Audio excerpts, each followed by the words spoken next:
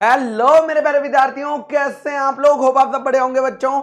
मैं भी एकदम बढ़िया हूं। क्या आप सभी को मेरी आवाज एकदम क्लियर आ रही है? जल्दी से कंफर्म कर दीजिए।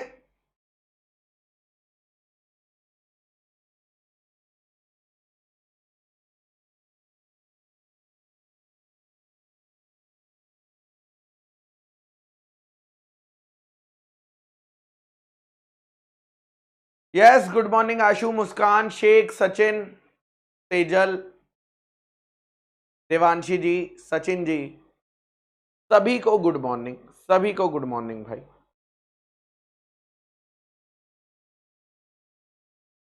चलिए, तो आज लेक्चर नंबर 7 है मेरे बच्चा।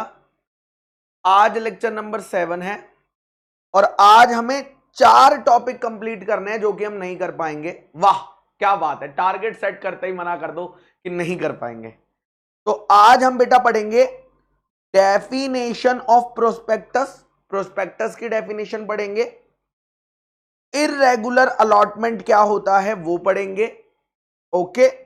लिस्टेड कंपनी और अनलिस्टेड कंपनी जो हमारा चैप्टर 1 में पेंडिंग था। चैप्टर 1 में पेंडिंग था ना? यस और नो? यस सर, चैप्टर 1 में पेंडिंग था, वो पढ़ेंगे। और लास्ट टॉपिक प्राइवेट प्लेसमेंट का सेक्शन नंबर 42 वो पढ़ेंगे। बट आज प्राइवेट प्लेसमेंट कंप्लीट तो नहीं हो पाएगा। कल ये चैप्टर हमारा खत्म हो जाएगा। हाँ, कल ये चैप्टर हमारा फिनिश हो जाएगा। ठीक है? Okay sir. चलिए, आज कंप्लीट कर दो, हो ही नहीं पाएगा बेटा। चलिए तो स्टार्ट करते हैं, एक बारी रिवीजन कर लेते हैं। रिवीजन करने के बाद आगे चलेंगे।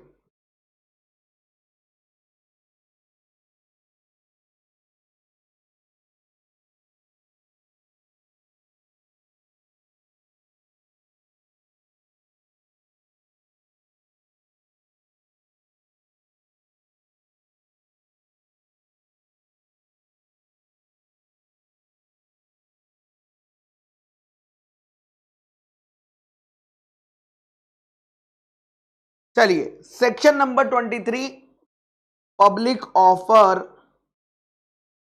Public offer and private placement. Section number 24, power of SEBI.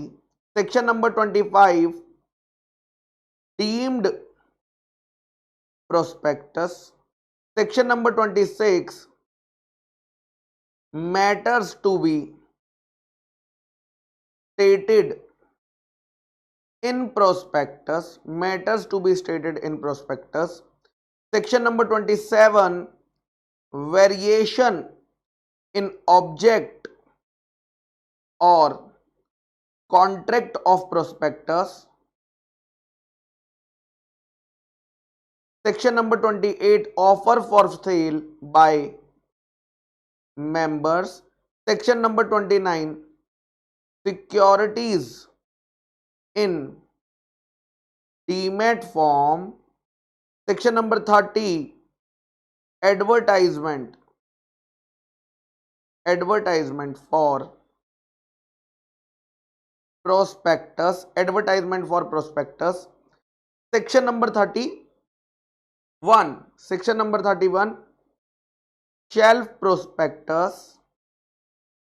Section number 32, red herring prospectus. Section number 33, application form. Section number 34, criminal liability. Section number 35, civil liability. Section number 36, punishment for fraudulently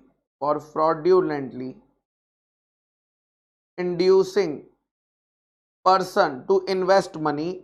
Section number 37, action by affected person.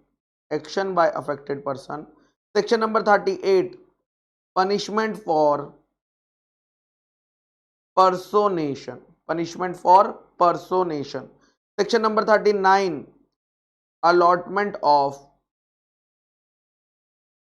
Securities. Section number 40 mandatory listing of securities. Section number 41 global depository receipts, that is GDRs। तो यही अभी तक बेटा हमने सारे sections जो हैं class में कवर किए हैं। ठीक है, यही हमने सारे अभी तक कवर किए हैं। चलिए ओके सर, आइए नोट्स पे चलते हैं।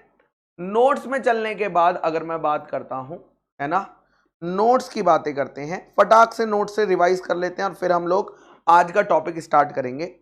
सेक्शन नंबर 23 कहता है कि अगर किसी पब्लिक कंपनी को सिक्योरिटीज अलॉट करनी है तो वो पब्लिक इशू से कर सकती है, प्राइवेट प्लेसमेंट से कर सकती है, राइट इशू से कर सकती है, बोनस इशू से कर सकती है।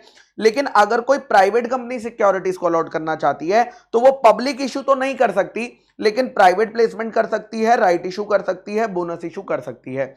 उसके बाद सेक्शन 23 सबसेक्शन 3 कहता है कि कोई भी पब्लिक कंपनी जिसे सेंट्रल गवर्नमेंट बोलेगा वो डायरेक्टली लिस्ट कर सकती है फॉरेन ज्यूरिसडिक्शन में। और 23 सबसेक्शन 4 कहता है कि सेंट्रल गवर्नमेंट उन कंपनियों को क्या कर सकती है, एग्जम्प्ट कर सकती है चैप्टर 3, चैप्टर 4, सेक्शन 89, सेक्शन 90 और सेक्शन 127 के प्रोविजन से। नेक्स्ट आता है बेटा सेक्शन नंबर 124 जो बात करता है सेबी की पावर की। अगर कोई कंपनी लिस्टेड कंपनी है या कोई company in the process of listing है तो उस कंपनी पे सेबी की रेगुलेशन अप्लाई होंगी। कौन से मुद्दों पर? दो मुद्दों पर, एक ट्रांसफर और इशू ऑफ सिक्योरिटीज पर और एक non payment of dividend per. बाकी सारे मुद्दों पर कौन कंट्रोल करेगा? कंपनीज एक्ट कंट्रोल करेगा, जिसमें central government, regional director, ROC, tribunal को पावर दी होगी।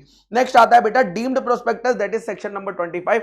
अगर कोई कंपनी किसी थर्ड पार्टी का इस्तेमाल करके पब्लिक को अपनी सिक्योरिटीज इशू करती है तो जो थर्ड पार्टी जिस डॉक्यूमेंट को इशू करके पब्लिक को ऑफर कर रही है उस डॉक्यूमेंट को हम डीम्ड प्रोस्पेक्टस मानेंगे। और ये दो कंडीशन में डीम्ड प्रोस्पेक्टस माना जाता है, एक अगर थर्ड पार्टी ने विद इन 6 मंथ के अंदर पब्लिक को ऑफर कर दिया, या दूसरा अगर कंपनी को अभी तक होल कंसिडरेशन नहीं मिला। इन दो केसेस के अंदर हम उस डॉक्यूमेंट को क्या मानेंगे? डीम्ड प्रोस्पेक्टस का दर्जा दिया जाएगा। कुछ इस प्रोस्पेक्टस के अंदर सेक्शन 26 के तो सारे डिस्क्लोजर करने ही करने पड़ेंगे, प्लस साथ में कुछ एडिशनल डिस्क्लोजर भी करने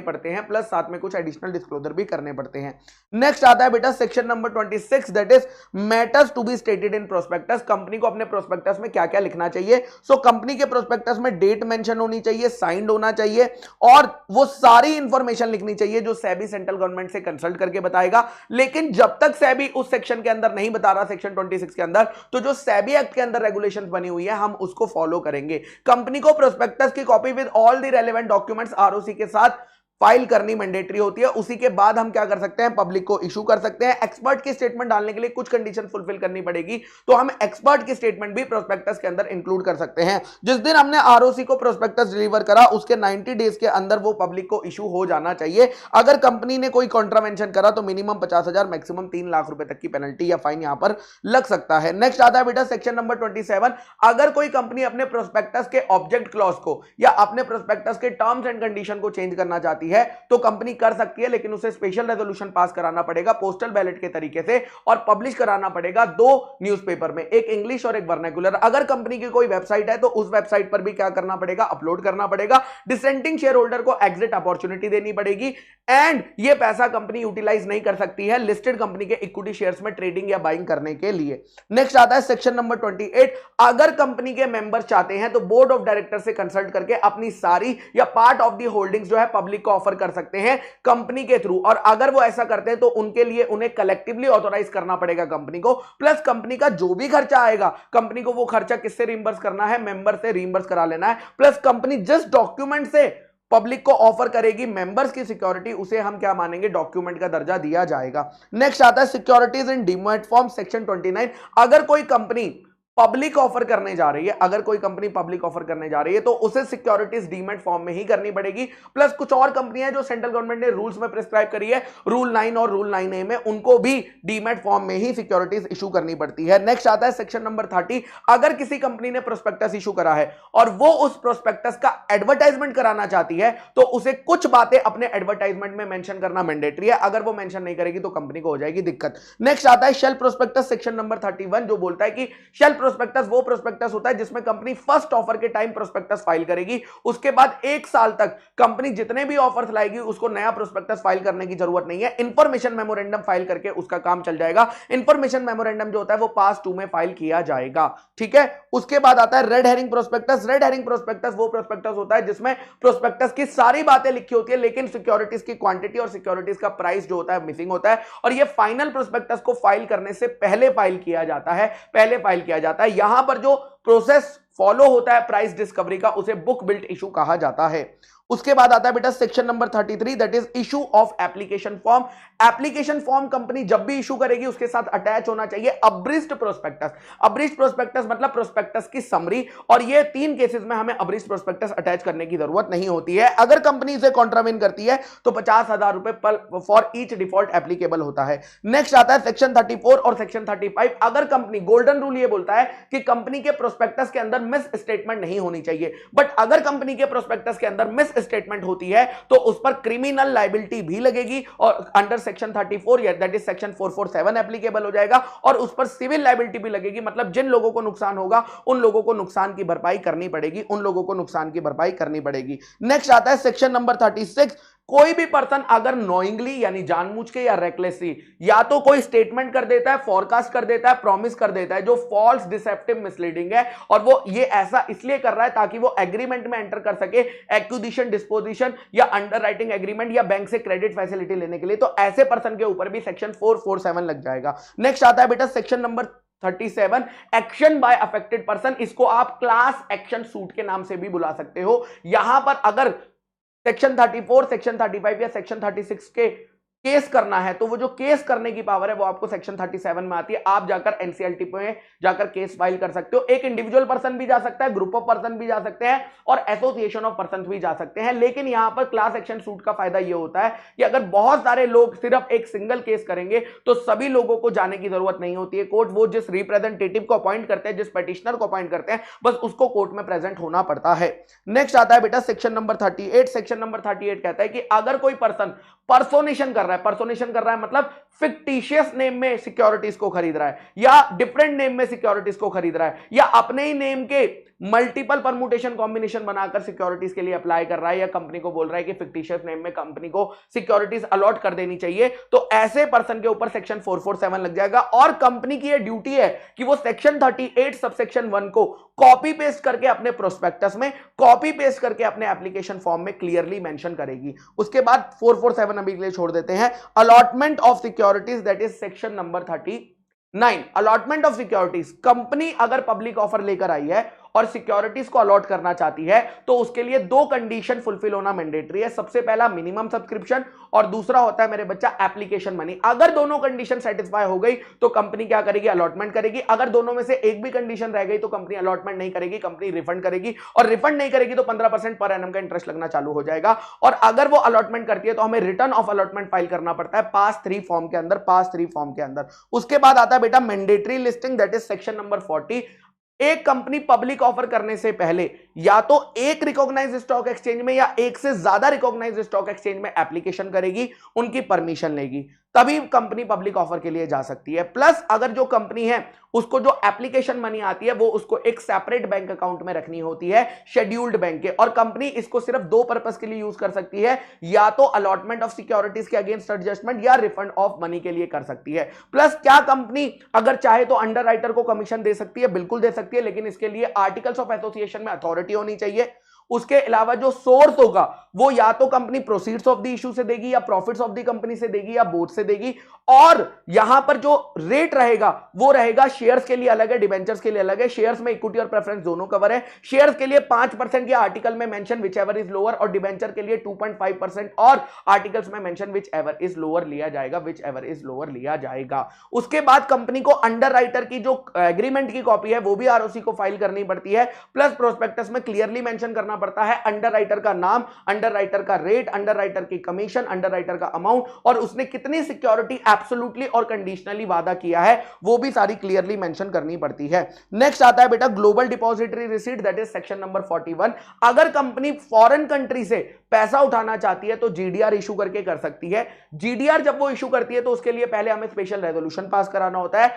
ओवरसीज डिपॉजिटरी की हेल्प लेनी पड़ती है। जो शेयर्स इशू होते हैं वो ओवरसीज डिपॉजिटरी के नाम पर इशू होते हैं। शेयर्स किसके नाम पर इशू होते हैं? ओवरसीज डिपॉजिटरी के नाम पर इशू होते हैं। और ओवरसीज डिपॉजिटरी रिसीट इशू करती है पब्लिक को वहां की, और हमारा जीडीआर इशू हो जाता है। यहां पर कंपनी का शेयर लिस्ट नहीं होता है स्टॉक एक्सचेंज पे, यहां पे कंपनी का जीडीआर लिस्ट होता है। और वोटिंग किसके पास रहती है बेटा? वोटिंग ओवरसीज डिपॉजिटरी के पास रहती है, जब तक जीडीआर होल्डर अपने डिपॉजिट को कन्वर्ट नहीं करा देता शेयर्स में, कन्वर्ट नहीं करा देता शेयर्स में। ओके है भाई, यहां तक रिपोर्ट? यस और नो बताइए।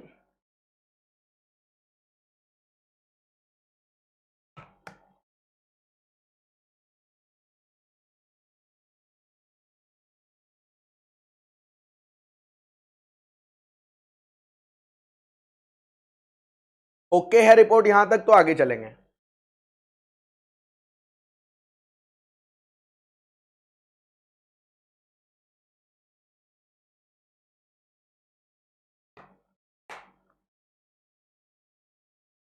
शेख कह रहा है सर आरएससी का क्या मतलब होता है?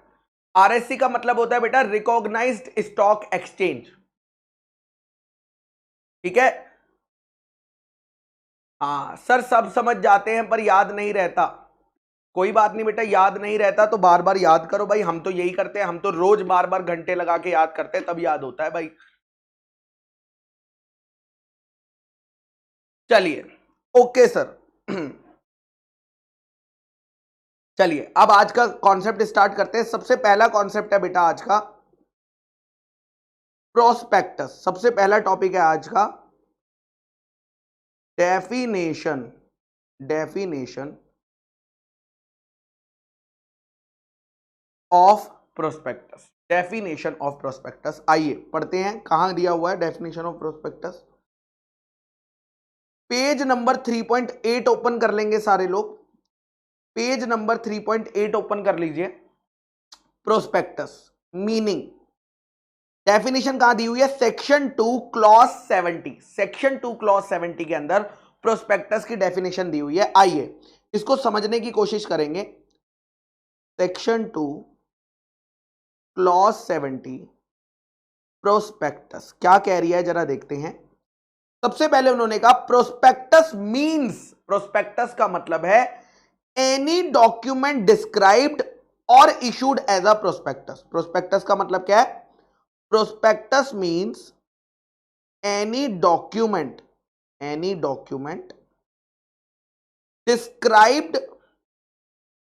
Described or issue as prospectus. इस लाइन का मतलब यह है कि प्रोस्पेक्टस किसे मानेगा, कंपनीज एक्ट में किसे प्रोस्पेक्टस का दर्जा दिया जाएगा? अगर कंपनी कोई डॉक्यूमेंट इशू कर रही है जिसे वो कह रही है कि ये प्रोस्पेक्टस है, तो कंपनीज एक्ट में उसे प्रोस्पेक्टस माना जाएगा। मतलब क्लियरली बात है, अगर कंपनीज एक्ट एक डॉक्यूमेंट इशू करी और उस डॉक्यूमेंट पे लिख दिया, ऊपर राइट के कोने में लिखते हैं नॉर्मली प्रोस्पेक्टस, तो अगर कंपनी ने किसी भी डॉक्यूमेंट को प्रोस्पेक्टस बोला है तो वो डॉक्यूमेंट को कंपनीज एक्ट के अंदर प्रोस्पेक्टस का दर्जा दिया जाएगा। यानी उसके अंदर वो सारी चीजें होनी चाहिए जो सेक्शन 26 के अंदर मेंशन है, जो सेक्शन 26 के अंदर मेंशन है। ठीक है? ओके, और उसमें कोई भी मिस स्टेटमेंट नहीं होनी चाहिए। तो बहुत ही सिंपल है, प्रोस्पेक्टस मतलब कोई भी डॉक्यूमेंट। अगर कंपनी ने कोई डॉक्यूमेंट इशू करा है ये कहकर कि ये हमारा प्रोस्पेक्टस है, तो हम उसे कंपनीज एक्ट के अंदर प्रोस्पेक्टस मानेंगे। उसके बाद आता है इंक्लूड्स। इंक्लूड्स क्या इंक्लूड्स लिखा गया?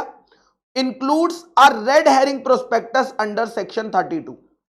Includes red herring prospectus, red herring prospectus under section 32।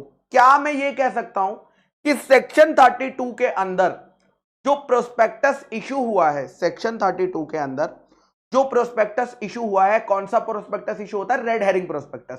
क्या उसे भी प्रोस्पेक्टस माना जाएगा? द आंसर इज यस, उसे डेफिनेशन में इंक्लूड किया गया है।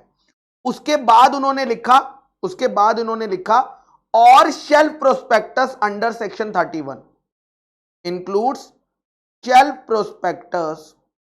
Prospectus under section 31। अगर कोई कंपनी सेक्शन 31 के अंदर शेल प्रोस्पेक्टस को इशू करती है तो वो भी प्रोस्पेक्टस माना जाएगा, उसे भी कंपनीज एक्ट के अंदर प्रोस्पेक्टस माना जाएगा। और लास्ट जो कि सबसे खतरनाक पॉइंट है, दिखेगा नहीं आपको, लास्ट जो कि सबसे खतरनाक पॉइंट है और उसी में ही उसी की वजह से मैंने प्रोस्पेक्टस की डेफिनेशन रोकी हुई थी, अब वो पॉइंट समझने का वक्त आ गया। लास्ट पॉइंट, कोई भी नोटिस, कोई भी सर्कुलर, कोई भी एडवर्टाइजमेंट, कोई भी डॉक्यूमेंट जिससे हम इनवाइट कर रहे हैं पब्लिक को हमारी सिक्योरिटीज खरीदने के लिए या हमारी सिक्योरिटीज सब्सक्राइब करने के लिए, और इसी पॉइंट की वजह से मैंने आपको शुरू में प्रोस्पेक्टस की डेफिनेशन नहीं बनाई थी। क्या बोला उन्होंने लास्ट पॉइंट, कोई भी नोटिस, कोई भी डॉक्यूमेंट, कोई भी एडवर्टाइजमेंट जिससे हम क्या कर रहे हैं, पब्लिक को इनवाइट कर रहे हैं कंपनी की सिक्योरिटीज को खरीदने या सब्सक्राइब करने के लिए, उसे डॉक्यूमेंट माना जाएगा। अब इसको लॉजिक को समझना है, ये क्या लिखा है एग्जैक्टली। देखो कंपनी ना बड़ी चालाक होती है, कंपनी बड़ी चालाक है। कंपनी क्या प्लानिंग कर सकती है समझना। मान लीजिए एक एक्स लिमिटेड कंपनी है और उसे पब्लिक इशू लाना है, उसे क्या लाना है, एक्स लिमिटेड कंपनी को पब्लिक को ऑफर करने हैं अपने शेयर्स, पब्लिक को ऑफर करने हैं, इनवाइट करना है कि भाई आओ आओ आओ मेरे शेयर्स खरीद लो। नॉर्मल रूल क्या है कि इस कंपनी को पब्लिक इशू लाने के लिए क्या इशू करना पड़ेगा, प्रोस्पेक्टस इशू करना पड़ेगा। यस और नो, बिना प्रोस्पेक्टस इशू करे कंपनी पब्लिक को अपने शेयर्स या अपने डिबेंचर्स, अपनी सिक्योरिटीज का ऑफर नहीं कर सकती।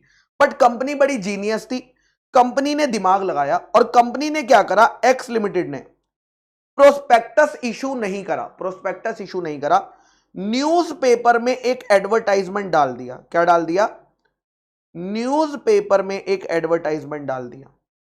क्या एडवर्टाइजमेंट डाल दिया न्यूज़पेपर में कि भैया कोई भी पर्सन अगर हमारी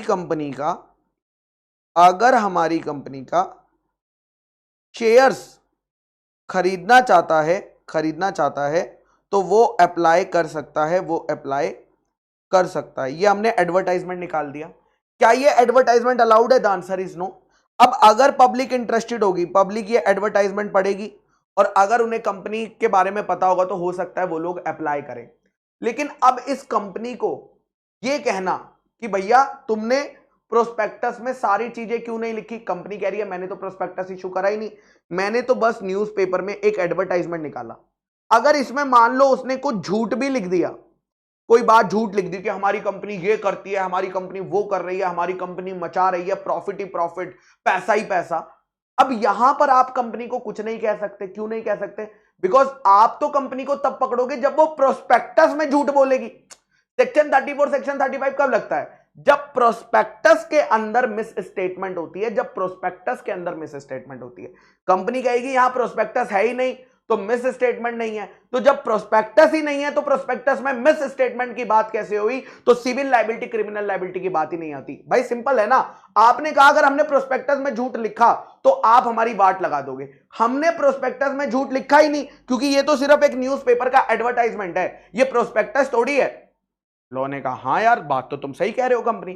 तो लॉ ने क्या किया, प्रोस्पेक्टस की डेफिनेशन में लिख दिया कि अगर तुम किसी एडवर्टाइजमेंट से, किसी नोटिस से, किसी डॉक्यूमेंट से, किसी सर्कुलर से कुछ भी कर रहे हो ना और पब्लिक को अपने शेयर्स खरीदने के लिए, सिक्योरिटीज खरीदने के लिए इनवाइट कर रहे हो, हम उसे प्रोस्पेक्टस मान लेंगे। यानी अब हमने इसे क्या कर लिया, प्रोस्पेक्टस की डेफिनेशन में मान लिया क्योंकि ये प्रोस्पेक्टस की डेफिनेशन में फॉलो हो रहा है।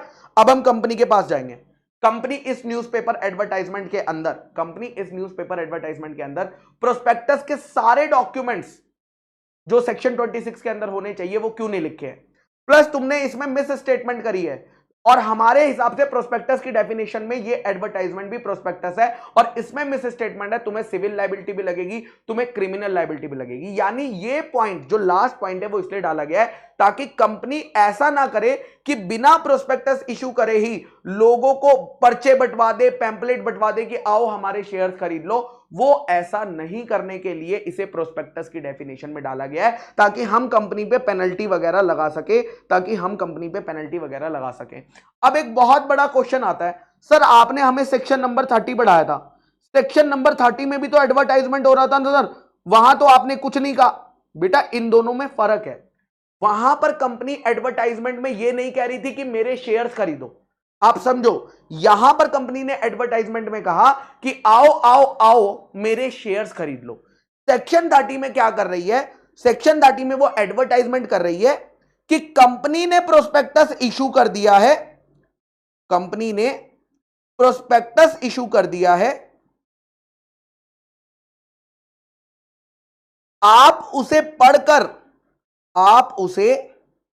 पढ़कर चाहो तो कंपनी में अप्लाई कर सकते हो। वहां पर हम इस एडवर्टाइजमेंट से पब्लिक को इनवाइट नहीं कर रहे हैं, हम बस इस एडवर्टाइजमेंट से इंफॉर्म कर रहे हैं कि कंपनी ने एक प्रोस्पेक्टस इशू करा है। अगर कुछ लोगों की जेब में पैसा है और उन्हें लग रहा है कि वो अमीर बनना चाहते हैं, तो वो हमारी कंपनी का प्रोस्पेक्टस पढ़े और प्रोस्पेक्टस पढ़ने के बाद डिसाइड करें। So there is a difference between the two. बिना प्रोस्पेक्टस इशू करे हम एडवर्टाइजमेंट कर रहे हैं कि आओ यार हमारी कंपनी के शेयर्स खरीद लो, और सेक्शन 30 में हम प्रोस्पेक्टस का एडवर्टाइजमेंट कर रहे हैं कि हमने प्रोस्पेक्टस निकाला है, तुम आकर अगर तुम चाहो तो उस प्रोस्पेक्टस को पढ़ सकते हो, और इसीलिए वहां पर कोई दिक्कत नहीं थी। ठीक है, सो यही बात यहां पर लिखी हुई है। तो एनी नोटिस, सर्कुलर, एडवर्टाइजमेंट या अदर डॉक्यूमेंट जिससे आप ऑफर पब्लिक से सब्सक्रिप्शन या परचेज के लिए कर रहे हो, तो उसे क्या माना जाएगा, उसे हम प्रोस्पेक्टस मानेंगे। और ये सेम चार्ट जो मैंने अभी बनाया है, ये नीचे बना हुआ है, ये नीचे बना हुआ है, बाकी ये बॉक्स आपको पढ़ने की जरूरत नहीं है, ये बॉक्स आपको पढ़ने की जरूरत नहीं है। आई होप आपको प्रोस्पेक्टस की डेफिनेशन क्लियर होगी। बहुत ही सिंपल डेफिनेशन है। सबसे पहला पार्ट ये कहता है कि कंपनी अगर कोई डॉक्यूमेंट इशू कर रही है जिसे वो प्रोस्पेक्टस का नाम दे रही है, हम उसे प्रोस्पेक्टस मानेंगे। दूसरा, उसने कहा रेड हेरिंग प्रोस्पेक्टस को भी प्रोस्पेक्टस माना जाएगा, शेल प्रोस्पेक्टस को भी प्रोस्पेक्टस माना जाएगा, और कोई भी नोटिस या डॉक्यूमेंट अगर कंपनी इशू करती है जिससे कि वो डायरेक्टली इनवाइट कर रही है पब्लिक को, तो हम उसे भी प्रोस्पेक्टस का दर्जा देंगे, हम उसे भी क्या देंगे, प्रोस्पेक्टस का दर्जा दिया जाएगा। अब आते हैं एक नेक्स्ट टॉपिक पर। नेक्स्ट टॉपिक बेटा आपके आईसीआई मॉड्यूल में या कंपनीज एक्ट में नहीं दिया हुआ है, डायरेक्टली नहीं दिया हुआ है। नेक्स्ट टॉपिक का नाम है irregular allotment of securities. Exam में बेटा एक बार क्वेश्चन आ गया था कि कंपनीज एक्ट के हिसाब से इर्रेगुलर अलॉटमेंट ऑफ सिक्योरिटीज क्या होता है, और कोई भी बच्चा वो पढ़कर नहीं गया था क्योंकि वो मॉड्यूल में था ही नहीं और वो कंपनीज एक्ट के अंदर भी नहीं था। यानी ऐसी कोई टर्म अगर आप पूरा कंपनीज एक्ट पढ़ लोगे तो आपको नहीं मिलेगी कि इर्रेगुलर अलॉटमेंट क्या होता है, ये कहीं पर भी नहीं लिखा कंपनीज एक्ट के अंदर। बट आईसीआई ने अपना क्वेश्चन ऐसा फेंका कि बच्चे सारे वहीं बेहोश हो गए। तो यहां पर इर्रेगुलर अलॉटमेंट का क्या मतलब है, अब तुम्हें इसको समझने के लिए एक बेसिक चीज समझनी पड़ेगी। मान लीजिए स्टूडेंट एक्ट 2024 मैंने बनाया, अभी बनाया। स्टूडेंट एक्ट 2024 में लिखा है कि गुड स्टूडेंट वो होता है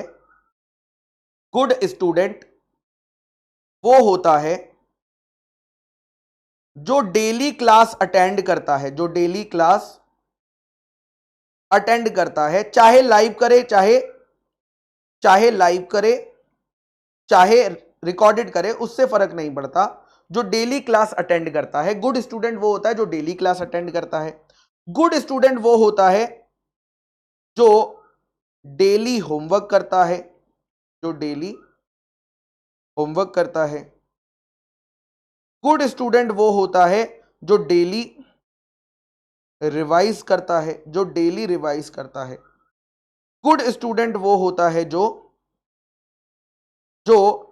वीकली टेस्ट देता है। ऐसा लिखा हुआ स्टूडेंट एक्ट 2024 में। अब आईसीआई ने क्वेश्चन पूछ लिया, एक्सप्लेन बैड स्टूडेंट। वाह, 4 मार्क्स।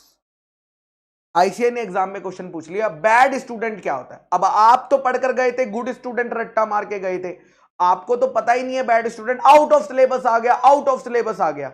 और इंस्टीट्यूट ने फिर आंसर क्या लिखा, इंस्टीट्यूट ने फिर बैड स्टूडेंट का आंसर बताया कि बैड स्टूडेंट वो होता है, बैड स्टूडेंट वो होता है, उल्टा कर दिया, जो डेली क्लास अटेंड नहीं करता, जो डेली क्लास अटेंड नहीं करता, जो डेली होमवर्क नहीं करता, जो डेली रिवीजन नहीं करता, जो वीकली टेस्ट नहीं देता। क्या आप फील कर पाए जो मैं समझाने की कोशिश कर रहा हूं कि भाई इंस्टीट्यूट ने घुमाकर क्वेश्चन पूछ लिया जो मॉड्यूल में कहीं नहीं है। सिमिलरली इर्रेगुलर अलॉटमेंट क्या होता है वो कंपनीज एक्ट के अंदर कहीं नहीं है। देखो पहले हमें जानना पड़ेगा, यानी रेगुलर अलॉटमेंट, रेगुलर मतलब ठीक ठाक अलॉटमेंट जिसमें कोई गड़बड़ नहीं है। अगर आपको रेगुलर अलॉटमेंट करना है तो मुझे बताओ सबसे पहली कंडीशन क्या है, कंपनी को, अगर कंपनी पब्लिक इशू ला रही है, अगर कंपनी पब्लिक इशू ला रही है तो उसे इशू करना चाहिए प्रोस्पेक्टस, यस और नो। अगर कोई कंपनी पब्लिक इशू लाना चाहती है तो उसे प्रोस्पेक्टस इशू करना चाहिए। अगर वो बिना प्रोस्पेक्टस इशू करे अलॉटमेंट कर रही है तो क्या होगा, इर्रेगुलर अलॉटमेंट हो जाएगा, इर्रेगुलर अलॉटमेंट हो जाएगा, यानी अलॉटमेंट जो है वो वैलिड नहीं है, पैसा वापस देना पड़ेगा। इसका उल्टा लिख दो, अगर कंपनी पब्लिक इशू तो कर रही है लेकिन विदाउट प्रोस्पेक्टस कर रही है तो वो क्या हो जाएगा, इर्रेगुलर अलॉटमेंट हो जाएगा। ठीक है। दूसरा, रेगुलर अलॉटमेंट में क्या आ सकता है कि कंपनी ने प्रोस्पेक्टस बनाया, कंपनी ने प्रोस्पेक्टस बनाया लेकिन और उसमें सेक्शन 26 के सभी मैटर्स लिखे, सेक्शन 26 के क्या लिखे, सभी मैटर्स लिखे। तो इर्रेगुलर अलॉटमेंट में क्या होगा कि कंपनी ने प्रोस्पेक्टस तो बनाया, ऊपर वाले में प्रोस्पेक्टस ही नहीं बनाया था, नीचे वाले में कंपनी ने प्रोस्पेक्टस बनाया लेकिन उसमें सेक्शन 26 के सभी मैटर्स नहीं लिखे, तो मतलब गलत कर रही है कंपनी, है ना, तो मतलब गलत कर रही है कंपनी, इर्रेगुलर अलॉटमेंट हो जाएगा कि सभी मैटर्स नहीं लिखे। फिर थर्ड पॉइंट क्या हो सकता है कि कंपनी, रेगुलर अलॉटमेंट में कि कंपनी के प्रोस्पेक्टस में कोई मिस स्टेटमेंट नहीं थी, कंपनी के प्रोस्पेक्टस के अंदर कोई मिस स्टेटमेंट नहीं थी। तो इर्रेगुलर अलॉटमेंट कब हो जाएगा, जब कंपनी के प्रोस्पेक्टस में, कंपनी के प्रोस्पेक्टस में मिस स्टेटमेंट होगी, मिस स्टेटमेंट होगी। कंपनी को क्या स्टॉक एक्सचेंज का अप्रूवल लेना होगा, अगर कंपनी अलॉटमेंट करना पड़ती है कंपनी को क्या करना पड़ेगा, कंपनी को स्टॉक एक्सचेंज का अप्रूवल लेना पड़ता है कि नहीं लेना पड़ता अंडर सेक्शन 40। कंपनी के पास स्टॉक एक्सचेंज की परमिशन थी और उसने अलॉटमेंट किया तो रेगुलर अलॉटमेंट है। बट इर्रेगुलर अलॉटमेंट में कंपनी ने विदाउट स्टॉक एक्सचेंज की परमिशन अलॉटमेंट कर दिया, विदाउट स्टॉक एक्सचेंज की परमिशन अलॉटमेंट कर दिया तो वो इर्रेगुलर अलॉटमेंट होगा। यानी हर पॉइंट को उल्टा करके इंस्टीट्यूट ने आंसर बना दिया।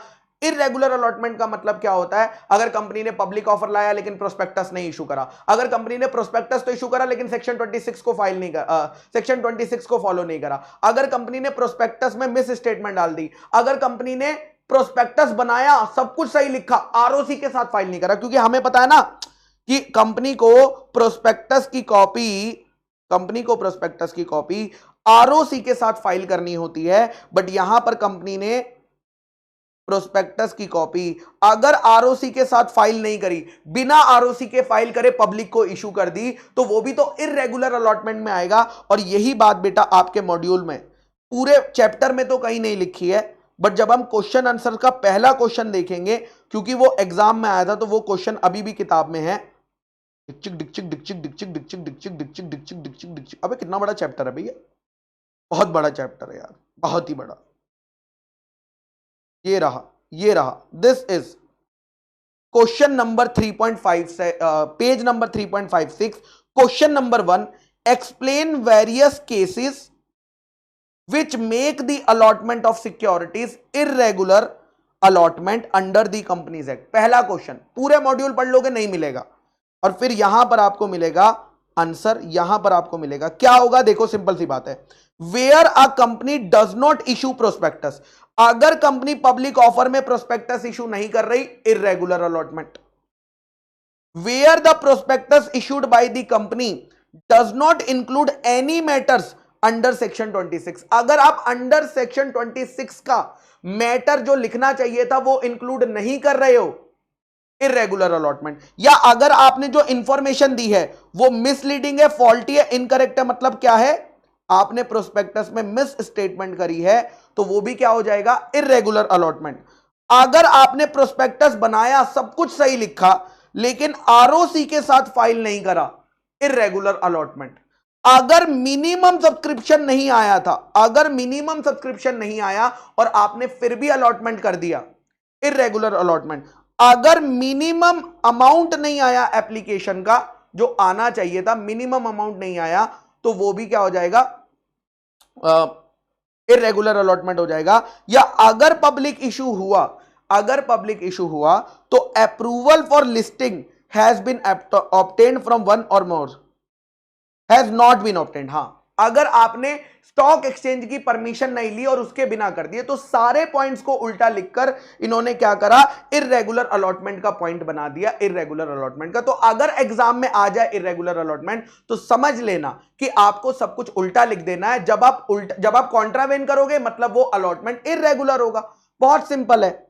आई होप ये पॉइंट आपको समझ आ गया होगा कि ये कैसे क्वेश्चन आ सकता है। तो कभी कभी क्वेश्चन बेटा बहुत घुमा के आ सकता है, वहां पर हो सकता है आपको अपना थोड़ा सा दिमाग ज्यादा अप्लाई करना पड़े, ज्यादा अप्लाई करना पड़े। ठीक है, चलिए, क्या यहां तक किसी को डाउट है कोई?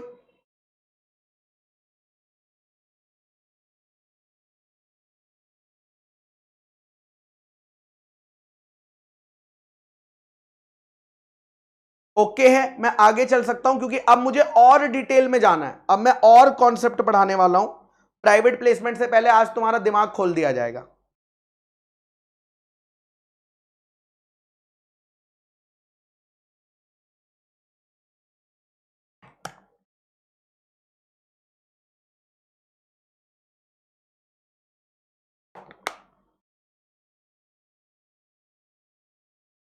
ठीक है, चलो, अब सभी बच्चे मेरे साथ रहेंगे। हमने एक टॉपिक छोड़ा था लिस्टेड कंपनी का, ठीक है, लिस्टेड कंपनी का हमने एक टॉपिक छोड़ा था चैप्टर 1 के अंदर, और मैंने बोला था कि वो टॉपिक मैं आपको चैप्टर नंबर 3 में सिखाऊंगा। और उस पर चैप्टर 1 के अंदर एक क्वेश्चन भी है, पीडब्ल्यू के जो बुक आपको मिली है उसमें लिस्टेड कंपनी के ऊपर क्वेश्चन था, बट वो मैंने आपको नहीं कराया था, क्योंकि हमने वो टॉपिक सीखा ही नहीं था कि लिस्टेड कंपनी क्या होती है। अब वो मौका आ गया है, तो लिस्टेड कंपनी को पढ़ने से पहले मैं आपको अनलिस्टेड कंपनी बता देता हूं, ताकि आपको जीवन भर याद रहे।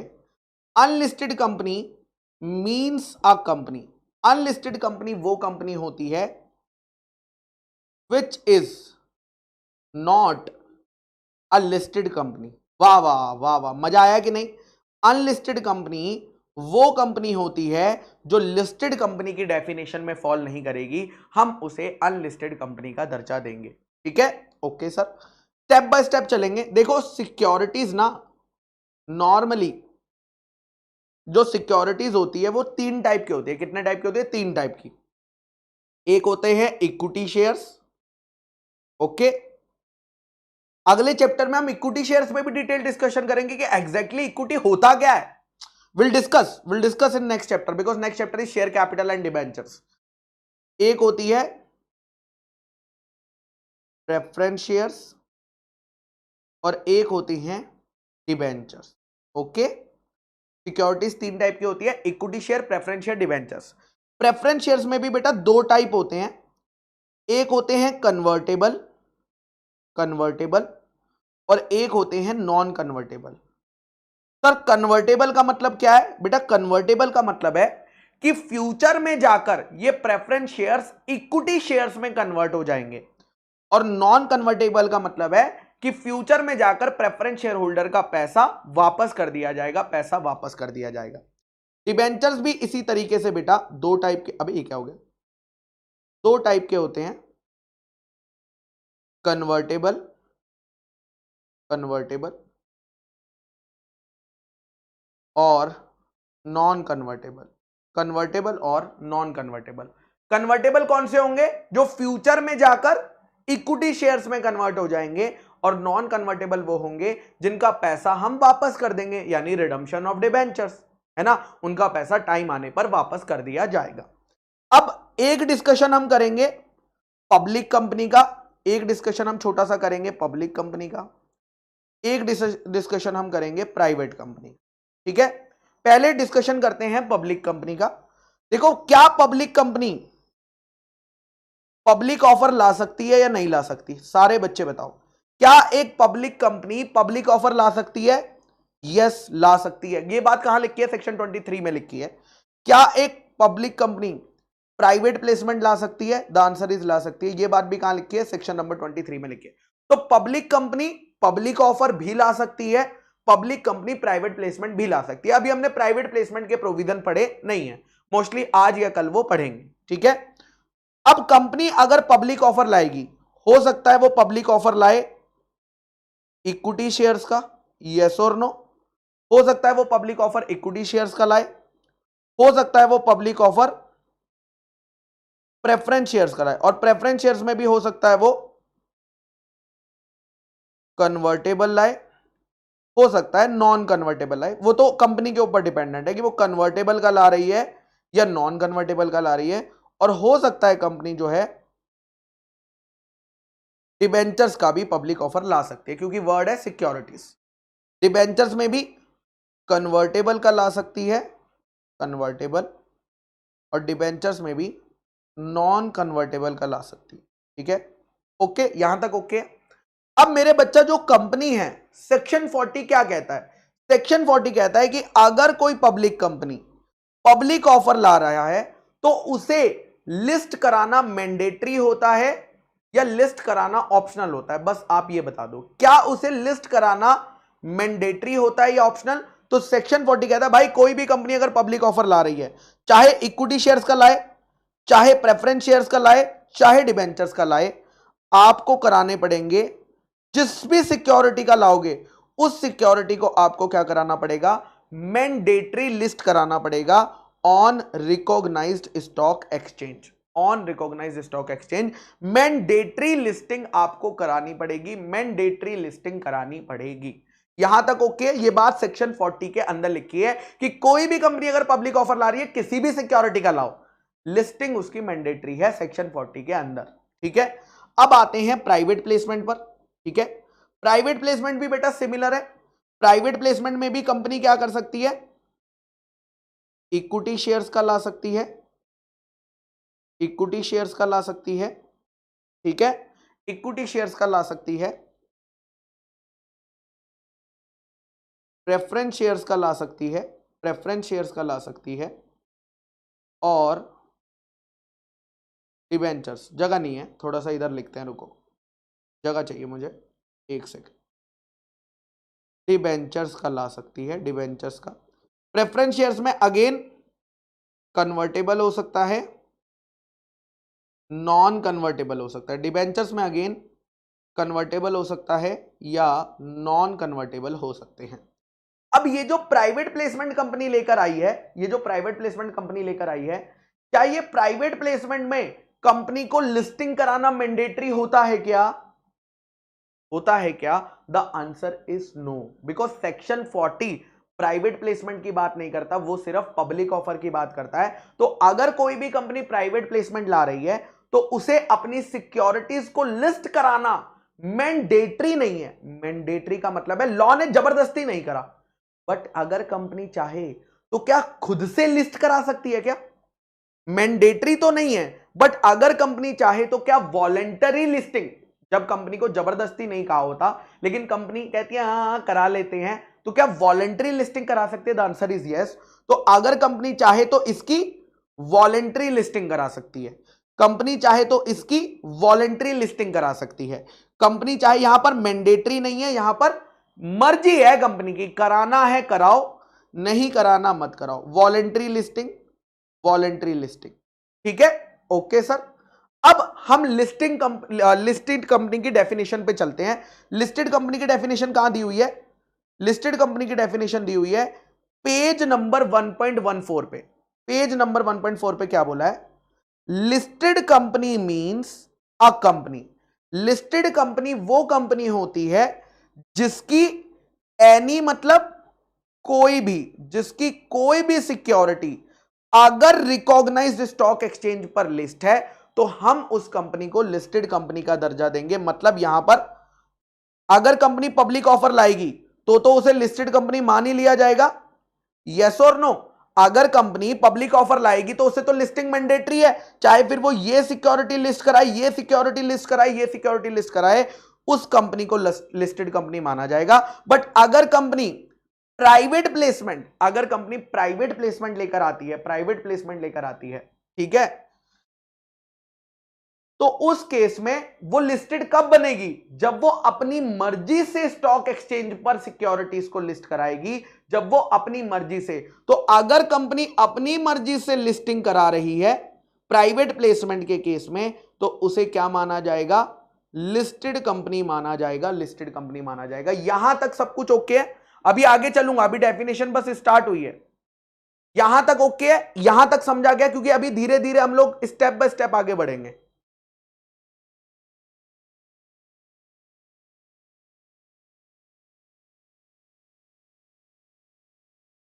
सर रिकॉग्नाइज स्टॉक एक्सचेंज में डिबेंचर कैसे बाय किए जाते हैं? अजय बेटा बहुत सिंपल है, जैसे शेयर्स बाय करते हो बाय पे क्लिक करके, वैसे डिबेंचर्स बाय कर सकते हो डिबेंचर पे बाय पे क्लिक करके। जैसे अमेजॉन पे तुम्हें मैगी मंगानी है चाहे आईफोन मंगाना है, उसको कार्ट में ऐड करके बाय कर लेते हो, वैसे ही बेटा होता है, ठीक है। चलिए यहां तक सब कुछ ओके है। फाइनली आगे चलते हैं स्टेप बाय स्टेप।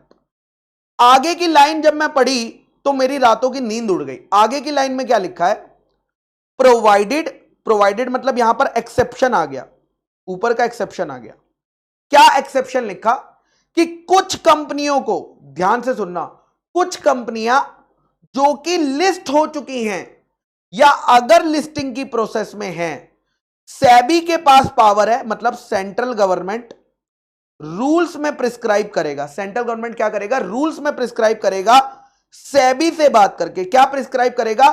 उन कंपनियों के बारे में जिनकी सिक्योरिटीज लिस्टेड तो हैं, जिनकी सिक्योरिटीज लिस्टेड तो हैं, लेकिन हम उन्हें लिस्टेड कंपनी नहीं मानेंगे, हम उन्हें लिस्टेड कंपनी, हम कंपनीज एक्ट के अंदर उसे लिस्टेड कंपनी का दर्जा नहीं देंगे। अब इसके लिए हमें पढ़ना पड़ेगा रूल 2A। क्या पढ़ना पड़ेगा? रूल 2A पढ़ना पड़ेगा, क्योंकि ये जो रूल है ये सेंट्रल गवर्नमेंट ने बताया है। इस रूल में बताया गया कि कौन सी कंपनियों को हम लिस्टेड कंपनी नहीं मानेंगे, भले ही उनकी सिक्योरिटीज लिस्टेड क्यों ना हो, भले ही उनकी सिक्योरिटीज लिस्टेड क्यों ना हो। सबसे पहला उन्होंने बोला ए पॉइंट, पब्लिक कंपनी जिसके equity share recognise stock exchange पे लिस्टेड नहीं है। आप ध्यान से सुनना जो मैं कहने जा रहा हूं प्लीज। ऐसी पब्लिक कंपनी जिन्होंने लिस्ट करा लिए, क्या लिस्ट करा लिए? नॉन कन्वर्टेबल डिबेंचर्स जो उन्होंने इशू करे थे प्राइवेट प्लेसमेंट बेसिस पर। मतलब कौन से पॉइंट की बात हो रही है यहां पर? कौन से पॉइंट की बात हो रही है? यहां पर बात हो रही है अगर आपने प्राइवेट प्लेसमेंट पे नॉन कन्वर्टेबल डिबेंचर्स को वॉलेंटरी लिस्ट करा लिया तो भी हम तुम्हें लिस्टेड कंपनी नहीं मानेंगे, तो भी हम तुम्हें लिस्टेड कंपनी नहीं मानेंगे। यह बात रूल 2A में लिखी है कि अगर किसी पब्लिक कंपनी ने अपने डिबेंचर्स को, कौन से डिबेंचर्स, कन्वर्टेबल या non convertible, non convertible debentures को, अगर किसी पब्लिक कंपनी ने नॉन कन्वर्टेबल डिबेंचर्स जो उसने इशू करे थे प्राइवेट प्लेसमेंट के रास्ते से, अगर उसने उन्हें वॉलेंटरी लिस्ट भी करा लिया तो भी हम इस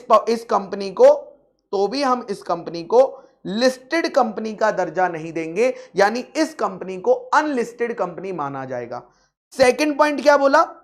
सेकंड पॉइंट बोला कि अगर पब्लिक कंपनी ने अपने non convertible redeemable preference share, कौन से? Non convertible redeemable preference shares जो आपने इशू करे थे प्राइवेट प्लेसमेंट बेसिस पे, अगर आपने उन्हें लिस्ट करा लिया, मतलब यहां पर किसकी बात हो रही है? प्राइवेट प्लेसमेंट से प्रेफरेंस शेयर्स, वो भी नॉन कन्वर्टेबल वाले, अगर आपने उन्हें वॉलंटरी भी लिस्ट करा लिया ना, तो भी लिस्ट तो करा सकते हो, लेकिन हम उसे कंपनीज एक्ट 2013 के अंदर लिस्टेड कंपनी का दर्जा नहीं देंगे, लिस्टेड कंपनी का दर्जा नहीं देंगे। यानी इन दो केसेस को एक्सेप्शन में डाल दिया गया। कौन से दो केसेस को? पब्लिक कंपनी ने प्राइवेट प्लेसमेंट किया, पब्लिक कंपनी ने प्राइवेट प्लेसमेंट किया, प्राइवेट प्लेसमेंट में या तो नॉन कन्वर्टेबल डिबेंचर्स का प्राइवेट प्लेसमेंट किया था या नॉन कन्वर्टेबल प्रेफरेंस शेयर्स का किया था, और उन्हें अपनी मर्जी से लिस्ट तो करा लिया, लेकिन सेंट्रल गवर्नमेंट ने रूल में यह बोल दिया कि ऐसी कंपनी को मैं किसका दर्जा नहीं दूंगा? लिस्टेड कंपनी का दर्जा नहीं दूंगा। मतलब कंपनीज एक्ट में जहां जहां लिस्टेड कंपनी वर्ड होगा वो इस टाइप की कंपनियों को कवर नहीं करेगा, वो इस टाइप की कंपनियों को कवर नहीं करेगा। सर ऐसा क्यों किया गया वो समझेंगे, पहले ये समझो कि लिस्टेड कंपनी में क्या आता है और क्या नहीं आता। तो आपने जो ये रट्टा लगा रखा था कि कोई भी कंपनी कि अगर कोई भी सिक्योरिटी स्टॉक एक्सचेंज पे लिस्ट है तो हम उसे लिस्टेड कंपनी कहेंगे, the answer is no, because आपके सामने मैंने दो एक्सेप्शन डाल दिए। अब चलते हैं प्राइवेट कंपनी का डिस्कशन, तो और भी मस्त है, क्योंकि हमेशा बच्चे को एक डाउट आता है। क्वेश्चन नंबर 1, एक बच्चा मुझसे पूछता है, sir can private company list it's securities on stock exchange? ये सबसे पहला क्वेश्चन आता है बच्चे का, है ना। क्या एक प्राइवेट कंपनी अपनी सिक्योरिटीज को स्टॉक एक्सचेंज पर लिस्ट कर सकती है? और दूसरा क्वेश्चन आता है बच्चे का, can private company be considered as listed company under the companies act 2013? आइए शुरू करते हैं, मजा आएगी। लॉजिकली चलेंगे, रट्टा नहीं लगाना है, लॉजिकली चलेंगे, लॉजिकली समझते चलेंगे। आप खुद ही कह दोगे कि क्या आंसर होना चाहिए, ठीक है।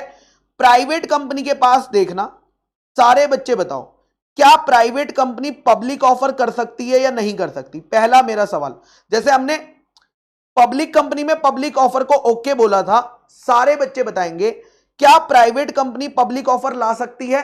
The answer is no, private company कभी पब्लिक ऑफर नहीं ला सकती, because not allowed under section 23, section 23 में अलाउड नहीं है, plus definition of private company. और प्राइवेट कंपनी की डेफिनेशन में भी तो तीसरी कंडीशन थी कि आप पब्लिक को इनवाइट नहीं कर सकते। इन दोनों कंडीशन की वजह से प्राइवेट कंपनी पब्लिक ऑफर ला ही नहीं सकती। तो यहां तो मैटर पहले ही खत्म हो गया। अगर पब्लिक ऑफर लाती तो मैंडेटरी लिस्टिंग होती, अगर पब्लिक ऑफर लाती तो मैंडेटरी लिस्टिंग कराई जाती। यस और नो? Yes sir. अब यहां पर जब पब्लिक ऑफर है ही नहीं, कर ही नहीं सकती, तो मैंडेटरी लिस्टिंग की बात नहीं आई। अब दूसरा क्वेश्चन आता है, वॉलंटरी लिस्टिंग हो सकती है क्या? तो आइए, क्या एक प्राइवेट कंपनी प्राइवेट प्लेसमेंट कर सकती है क्या? क्या एक प्राइवेट कंपनी प्राइवेट प्लेसमेंट कर सकती है? बिल्कुल, because private placement public company भी कर सकती है, प्राइवेट प्लेसमेंट प्राइवेट कंपनी भी कर सकती है। So this is allowed under section 23। Section 23 में क्लियरली मेंशन है कि कंपनी प्राइवेट प्लेसमेंट कर सकती है। अब या तो वो प्राइवेट प्लेसमेंट लाएगी इक्विटी शेयर्स का, या तो वो प्राइवेट प्लेसमेंट लाएगी प्रेफरेंस शेयर्स का, या तो वो प्राइवेट प्लेसमेंट लाएगी डिबेंचर्स का। प्रेफरेंस शेयर्स में अगेन कन्वर्टेबल प्रेफरेंस शेयर्स हो सकते हैं, पूरा लिखने की मुझे लगता है जरूरत नहीं है, आप समझ जाओगे, है ना, जगह नहीं लेनी चाहिए। कन्वर्टेबल का या तो नॉन कन्वर्टेबल का, डिबेंचर्स में कन्वर्टेबल का या तो नॉन कन्वर्टेबल का। ठीक है, ओके, यहां तक ओके है? Yes sir. अब मैं आपसे पूछूंगा, आप मुझे बताना, अगर मान लीजिए एक प्राइवेट कंपनी है जिसने प्राइवेट प्लेसमेंट से इक्विटी शेयर्स को इशू करा है, क्या यह कंपनी इसे वॉलंटरी लिस्ट करा सकती है? क्या यह कंपनी इसे वॉलंटरी लिस्ट करा सकती है अपने स्टॉक एक्सचेंज पर या नहीं करा सकती? एंड विद रीजन बताने की कोशिश करें कि करा सकती है तो क्यों करा सकती है, और नहीं करा सकती तो क्यों नहीं करा सकती। मैं तो आपको जवाब दूंगा ही, मैं तो बैठा ही आपको जवाब देने के लिए हूं।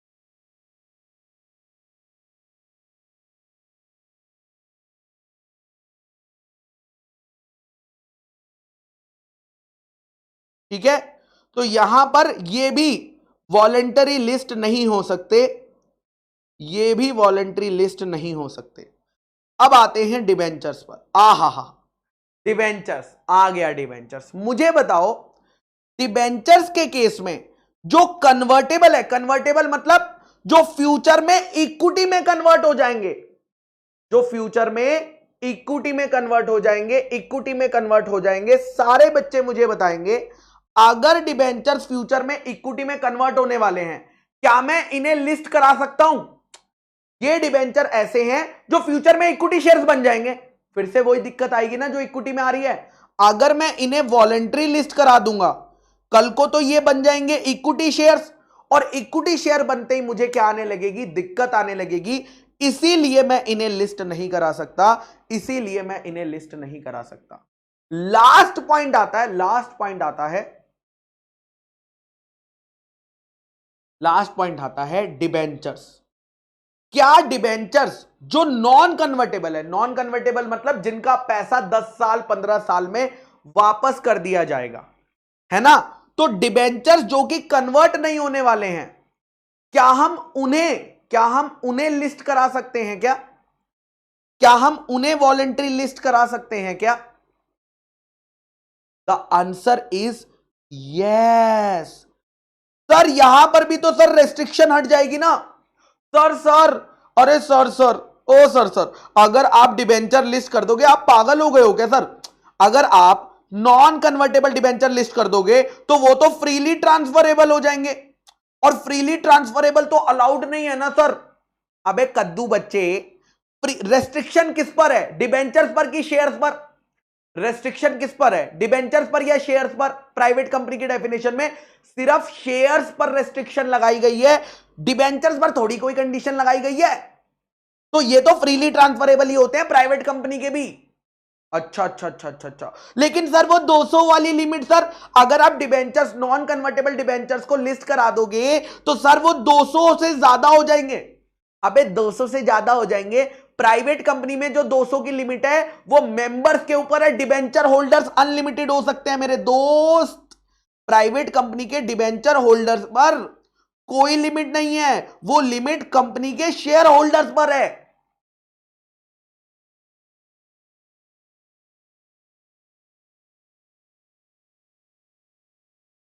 ठीक है, ओके सर।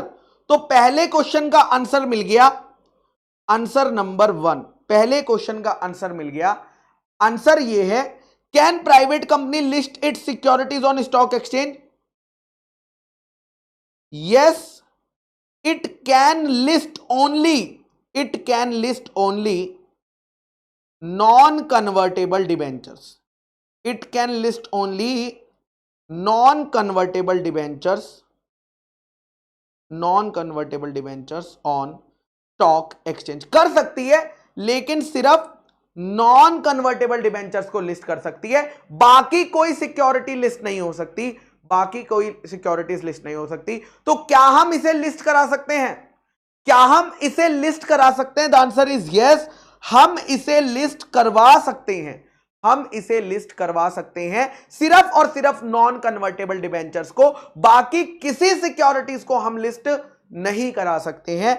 अब आता है क्वेश्चन नंबर 2 कि अब ध्यान से सुनना, अगर अब आपका क्वेश्चन आएगा सर, अगर प्राइवेट कंपनी ने अपने नॉन कन्वर्टेबल डिबेंचर्स को, अगर प्राइवेट कंपनी ने अपने नॉन कन्वर्टेबल डिबेंचर्स को, नॉन कन्वर्टेबल डिबेंचर्स को वॉलेंटरी लिस्ट करा लिया, वॉलेंटरी लिस्ट करा लिया, तो क्या हम इस प्राइवेट कंपनी को लिस्टेड कंपनी मानेंगे या नहीं मानेंगे? कितने बच्चों को लगता है कि अब हम इस प्राइवेट कंपनी को लिस्टेड कंपनी मान सकते हैं, क्योंकि इसके नॉन कन्वर्टेबल डिबेंचर्स, इसके नॉन कन्वर्टेबल डिबेंचर्स जो हैं, नॉन कन्वर्टेबल डिबेंचर्स जो हैं वो लिस्ट हो चुके हैं? कितने बच्चों को लगता है कि हां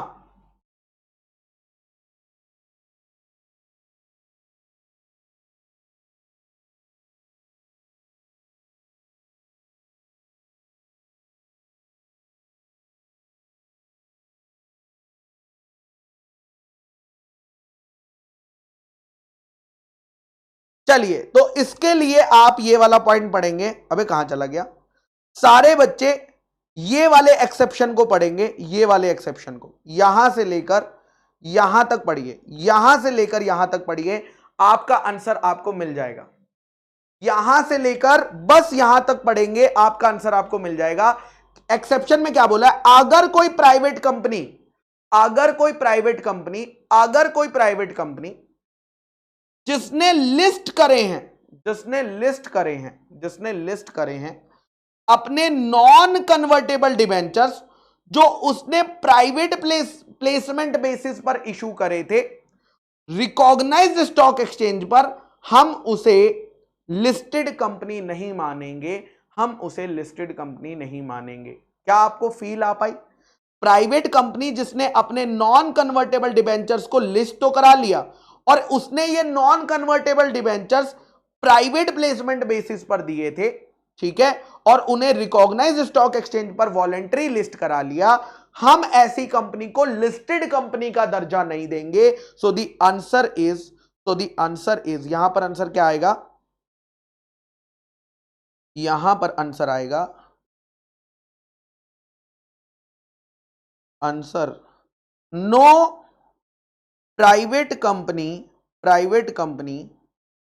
can not be considered as listed company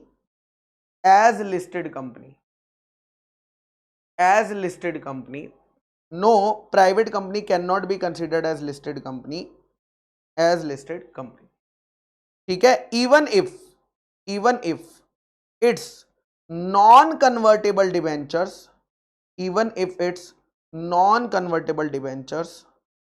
are listed on recognized stock exchange।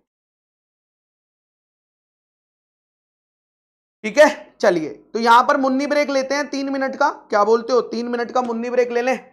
Yes sir, 3 minute का मुन्नी ब्रेक ले लीजिए। जिंदगी एक सफर है सुहाना,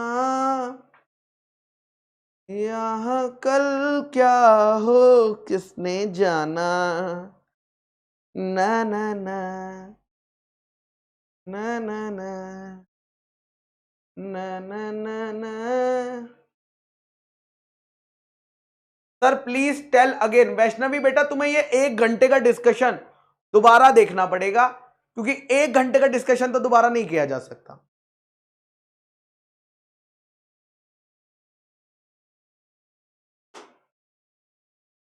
देखा जो तुझे यार दिल में बची गिटार,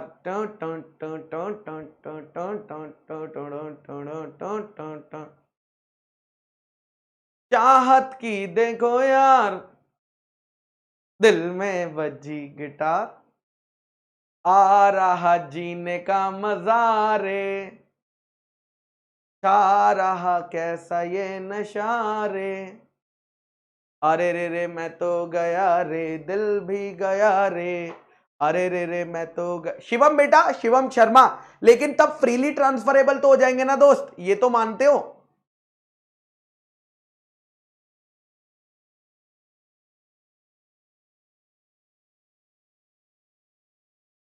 सर पहले मैं हिंदी मीडियम में था, अब इंग्लिश मीडियम में, तो कितनी प्रॉब्लम होगी चेतन बेटा? बहुत प्रॉब्लम होगी बेटा, बहुत ज्यादा। मतलब मान लो इतनी प्रॉब्लम होगी कि तुम सह नहीं पाओगे बेटा जीवन में। ठीक है चेतन?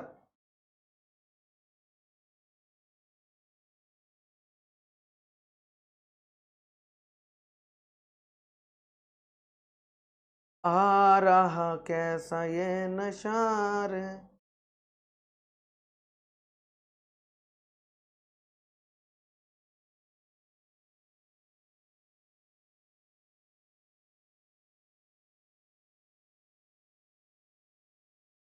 यस चिराग, होते हैं, बिल्कुल होते हैं। तो ये तो अच्छी बात है बेटा, अगर कुछ बच्चे विदाउट ईयरफोन लेते हैं तो घर वालों को पता चलना चाहिए कि क्लास में गाने भी होते हैं, क्लास में कॉन्सेप्चुअल स्टडी भी होती है।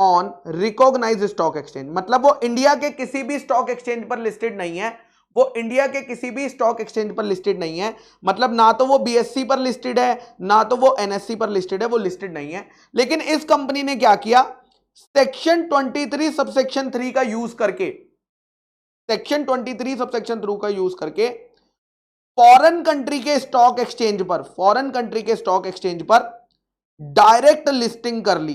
फॉरेन कंट्री के स्टॉक एक्सचेंज पर डायरेक्ट अगर लिस्टिंग कर ली, आप अगर इंडिया के बाहर के स्टॉक एक्सचेंज पर, ठीक है, अगर आप इंडिया के बाहर के स्टॉक एक्सचेंज पर लिस्टिंग कर जाते हो तो वो यहां पर कवर नहीं होगा, सेबी उस पर कंट्रोल नहीं कर रहा है, इसीलिए हम आपको ऐसी कंपनी को हम लिस्टेड कंपनी नहीं मानेंगे। ऐसी कंपनी, वो कंपनीज एक्ट के लिए लिस्टेड कंपनी नहीं है, लेकिन वो बाहर, वहां जहां पर लिस्ट हुई है ना, वहां के पर्पस के लिए उसे लिस्टेड माना जाएगा, बट कंपनीज एक्ट में हम उसे लिस्टेड कंपनी का दर्जा नहीं देंगे। यही बात उन्होंने लिखी है। Public company which have not listed their equity shares on a recognised stock exchange, हमने रिकॉग्नाइज्ड स्टॉक एक्सचेंज पर, पब्लिक कंपनी ने रिकॉग्नाइज्ड स्टॉक एक्सचेंज पर नहीं करे, बट उसके इक्विटी शेयर लिस्टेड है ऐसे स्टॉक एक्सचेंज पर जो जुरिस्डिक्शन सेंट्रल गवर्नमेंट ने सेक्शन 23 सबसेक्शन 3 में प्रिस्क्राइब करी है। सेक्शन 23 सबसेक्शन अभी तक कोई करी नहीं है, बट जैसे ही करेंगे तो पता चल जाएगा। आजकल बात चल रही है कि आईएफएससी जो गुजरात में सिटी है ना, उसको सेक्शन 23 सबसेक्शन 3 के अंदर नोटिफाई किया जाएगा। चलिए आगे चलते हैं। हमारे आज के टॉपिक खत्म हो गए क्या, या अभी भी बाकी हैं? आज के टॉपिक खत्म हो गए क्या दोस्त? बस एक लास्ट टॉपिक बचा है, ये खत्म हो गया, ये खत्म हो गया, ये खत्म हो गया। Private placement section number 42। मुझे लगता है मैं आज सेक्शन नंबर 42 को बुक से स्टार्ट नहीं कर पाऊंगा बेटा। सर क्यों नहीं स्टार्ट कर पाओगे? सर क्यों नहीं स्टार्ट कर पाओगे सर? वॉलेंट्री लिस्टिंग का क्या मतलब होता है बेटा? वॉलेंट्री मतलब अपनी मर्जी से लिस्ट कराना, और कंपलसरी लिस्टिंग मतलब लॉ की मर्जी से लिस्ट कराना। ठीक है शिवानी?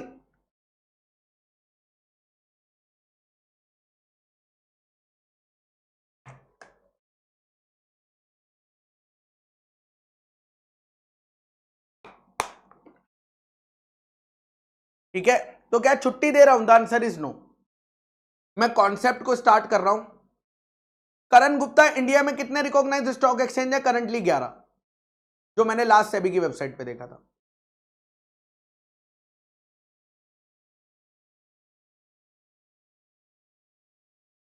चलिए, तो क्लास तो खत्म नहीं कर रहा हूं मैं। जिन बच्चों को लग रहा है गुरप्रीत सर क्लास खत्म करेंगे, नहीं, मैं बस ये बोल रहा हूं कि किताब से स्टार्ट नहीं कर रहा हूं, मैं स्टार्ट कर रहा हूं सिर्फ कॉन्सेप्ट से। आज हम सिर्फ कॉन्सेप्ट को समझेंगे, प्राइवेट प्लेसमेंट को, और ऐसा समझेंगे कि मजा आ जाएगा। चलिए स्टार्ट करते हैं। आपको मुझे बताना है ये केस प्राइवेट प्लेसमेंट होगा या पब्लिक ऑफर होगा। चलिए देखते हैं। पब्लिक ऑफर माना जाएगा, क्योंकि पब्लिक ऑफर माना जाएगा तो सेक्शन नंबर 23 से 41 लगेंगे, और अगर प्राइवेट प्लेसमेंट माना जाएगा तो सेक्शन नंबर 42 लगेगा। इसलिए यह जानना जरूरी है कि हमें कौन से सेक्शन फॉलो करने हैं। पब्लिक ऑफर होगा तो हमें प्रोस्पेक्टस इशू करना पड़ेगा, पब्लिक ऑफर के केस में हमें प्रोस्पेक्टस इशू करना पड़ता है, और प्राइवेट प्लेसमेंट के केस में हमें प्राइवेट प्लेसमेंट ऑफर इशू करना पड़ता है, प्राइवेट प्लेसमेंट ऑफर इशू करना पड़ता है। तो चलिए स्टार्ट करते हैं डिस्कशन को, मजा आएगी। 1 घंटा कैसे निकल जाएगा पता ही नहीं चलेगा। बेसिक से स्टार्ट करते हैं। एक कंपनी है जिसका नाम है पढ़ाकू लिमिटेड। पढ़ाकू लिमिटेड ने कहा कि मेरे इक्विटी शेयर्स जो भी लोग पुणे में रहते हैं वो खरीद सकते हैं। क्या मानूं इसे, पब्लिक ऑफर या प्राइवेट प्लेसमेंट? पढ़ाकू लिमिटेड कह रही है मेरी कंपनी के इक्विटी शेयर्स जो भी लोग पुणे में रहते हैं वो खरीद सकते हैं। पब्लिक ऑफर या प्राइवेट प्लेसमेंट? Public offer. क्यों है अभी समझ आएगा। पढ़ाकू लिमिटेड कह रही है मेरी कंपनी के इक्विटी शेयर्स जो भी लोग महाराष्ट्र में रहते हैं वो खरीद सकते हैं। मेरी कंपनी के शेयर्स जो भी लोग महाराष्ट्र में रहते हैं वो खरीद सकते हैं। Again public offer. Padhaku limited equity shares जो भी लोग इंडिया में रहते हैं again public offer, again public offer. Padhaku limited, Padhaku limited ने क्या किया, पहले दो लोगों का नाम मिस्टर ए और मिस्टर बी का नाम अपने पास रिकॉर्ड किया। दो लोगों का नाम पहले अपने पास रिकॉर्ड किया। रिकॉर्ड करने के बाद उन्हें ऑफर लेटर भेजा। ए को ऑफर लेटर अलग भेजा, बी को ऑफर लेटर अलग भेजा, बी को ऑफर लेटर अलग भेजा। तो ये क्या माना जाएगा, ये क्या माना जाएगा, इसे बोलते हैं प्राइवेट प्लेसमेंट ऑफर। इसे क्या बोलते हैं, प्राइवेट प्लेसमेंट ऑफर बोला जाता है बेटा, प्राइवेट प्लेसमेंट ऑफर बोला जाता है। यहां पर क्या होता है मेरे बच्चा, हम पहले जिन लोगों को ऑफर देने वाले होते हैं उनको पहले से ही आइडेंटिफाई कर लेते हैं, उनको पहले से ही क्या कर लेते हैं, इनको हम बोलेंगे, अबे बार बार स्पेलिंग क्यों गलत हो रही है, आइडेंटिफाइड पर्सन। इनको क्या बोला जाएगा, आइडेंटिफाइड पर्सन, कि आपने ऑफर देने से पहले आपको पता था आप किसको ऑफर दे रहे हो, और वो लेटर उसी के नाम पर इशू होता है। वो लेटर किसके नाम पर इशू होता है, उसी पर्सन के नाम पर इशू होता है जिसे आपने आइडेंटिफाई किया है, जिसे आपने आइडेंटिफाई किया है। ये जो हम रिकॉर्ड करते हैं, ये जो हम रिकॉर्ड करते हैं, ये हम करते हैं पास 5 फॉर्म में। कौन से फॉर्म में रिकॉर्ड करते हैं, पास 5 फॉर्म में रिकॉर्ड करते हैं। और ये जो ऑफर लेटर जाता है, ये जाता है पास 4 फॉर्म के अंदर, पास 4 फॉर्म के अंदर। अब कंपनी जो है ना पढ़ाकू लिमिटेड, उसने कहा अच्छा, समझ गए, ये प्राइवेट प्लेसमेंट ऑफर होता है। तो पढ़ाकू लिमिटेड के पास बेटा 1 लाख बच्चों का, कितने बच्चों का, 1 लाख बच्चों का, स्टूडेंट्स का, क्योंकि वो पढ़ाती थी, 1 लाख स्टूडेंट्स का नाम था, सारा डेटा था, नाम एड्रेस सब कुछ था। उसने सबका नाम लिखा और सबको अलग अलग 1 लाख लोगों को, 1 लाख लोगों को ऑफर्स भेज दिए, उनके नाम पर 1 लाख लोगों को ऑफर भेज दिए। तो क्या ये प्राइवेट प्लेसमेंट होगा, क्योंकि यहां पर तो हमने नाम भी पहले से लिख लिया और ऑफर भी सबको अलग अलग भेजा, चाहे फिजिकल भेजा हो चाहे इलेक्ट्रॉनिक, बट सबको 1 लाख ईमेल्स गए हैं हर बच्चे को अलग, कि आप हमारी कंपनी के शेयर्स खरीद सकते हो। क्या इसे प्राइवेट प्लेसमेंट कह सकते हैं, लोग कहता है नहीं बेटा, मैक्सिमम 1 साल में, मैक्सिमम 1 साल में आप सिर्फ 200 लोगों को कर सकते हो। कितने लोगों को कर सकते हो, 200 पर्सन को कर सकते हो। अगर आप 1 लाख लोगों को 1 साल में कर रहे हो तो वो क्या माना जाएगा, पब्लिक ऑफर माना जाएगा। वो क्या माना जाएगा, पब्लिक ऑफर माना जाएगा। आई होप ये पॉइंट आपको क्लियर हुआ। यानी आइडेंटिफाइड होना चाहिए पर्सन, उसका नाम वगैरह पहले से कंपनी रिकॉर्ड करेगी पास 5 में, और फिर लेटर बनाएगी पास 4 में, और फिर उस बंदे को वो लेटर फिजिकली या इलेक्ट्रॉनिक मोड में भेजा जाएगा। लेकिन साल के अंदर मैक्सिमम 200 लोगों को भेजा जा सकता है, साल के अंदर मैक्सिमम 200 लोगों को भेजा जा सकता है। लेकिन यहां पर स्टोरी खत्म नहीं हुई दोस्त, यहां पर स्टोरी खत्म नहीं हुई, स्टोरी तो यहां से शुरू हुई है। मान लीजिए पढ़ाकू लिमिटेड ने क्या किया, अप्रैल में 50 लोगों को आइडेंटिफाइड करके, 50 लोगों को आइडेंटिफाइड करके ऑफर भेजा। क्या मानेंगे इसे, प्राइवेट प्लेसमेंट या पब्लिक ऑफर, इसे मानेंगे प्राइवेट प्लेसमेंट। फिर मई में 150 लोगों को, यहां भी इक्विटी शेयर्स का भेजा था, यहां भी इक्विटी शेयर्स का भेजा था, 150 लोगों को और ऑफर भेजा। क्या मानेंगे, प्राइवेट प्लेसमेंट, प्राइवेट प्लेसमेंट। क्या टोटल 200 हो गए, क्या टोटल 200 हो गए, यस। अब जून में हम फिर से इक्विटी शेयर्स के 50 लोगों को ऑफर भेज रहे हैं जो हमने सेलेक्ट करे हैं। इन्हें प्राइवेट प्लेसमेंट मानेंगे, the answer is no, it is deemed public offer, it is deemed public offer. अगर आप साल में 200 की लिमिट को क्रॉस कर जाते हो और फिर भी ऑफर भेज रहे हो तो फिर वो प्राइवेट प्लेसमेंट नहीं रहेगा, वो डीम्ड पब्लिक ऑफर में चला जाएगा। और अब आपको ये प्रोस्पेक्टस के थ्रू ही करना पड़ेगा, अब आपके पास ये ऑप्शन नहीं है, अब आपके पास ये ऑप्शन नहीं है। तो साल में आपको 200 लोगों तक ही पहुंचना है। अगर मोर देन 200 पर्सन हो जाते हैं तो लॉ ये मानेगा, सेक्शन 42 में लिखा है, अगर मोर देन 200 को भेज दोगे तो भैया वो क्या बन जाएगा, क्या बन जाएगा, डीम्ड पब्लिक ऑफर बन जाएगा। और एडवांस चलते हैं, आइए। ना ना ना ना ना ना ना ना ना अप्रैल में हमने इक्विटी शेयर्स 200 लोगों को ऑफर करे, 200 लोगों को ऑफर करे। जुलाई में हमने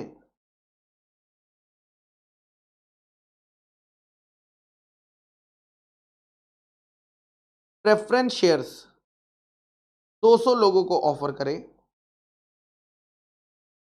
अगस्त में हमने डिबेंचर्स 200 लोगों को ऑफर करे, 200 लोगों को ऑफर करे। अब क्या होगा, अब बताइए अब क्या होगा? क्या ये जुलाई वाला और अगस्त वाला कर सकते हैं या नहीं कर सकते हैं? सोचकर बताइए, फिर मैं आपको बताता हूं। ना ना ना ना ना ना ना ना।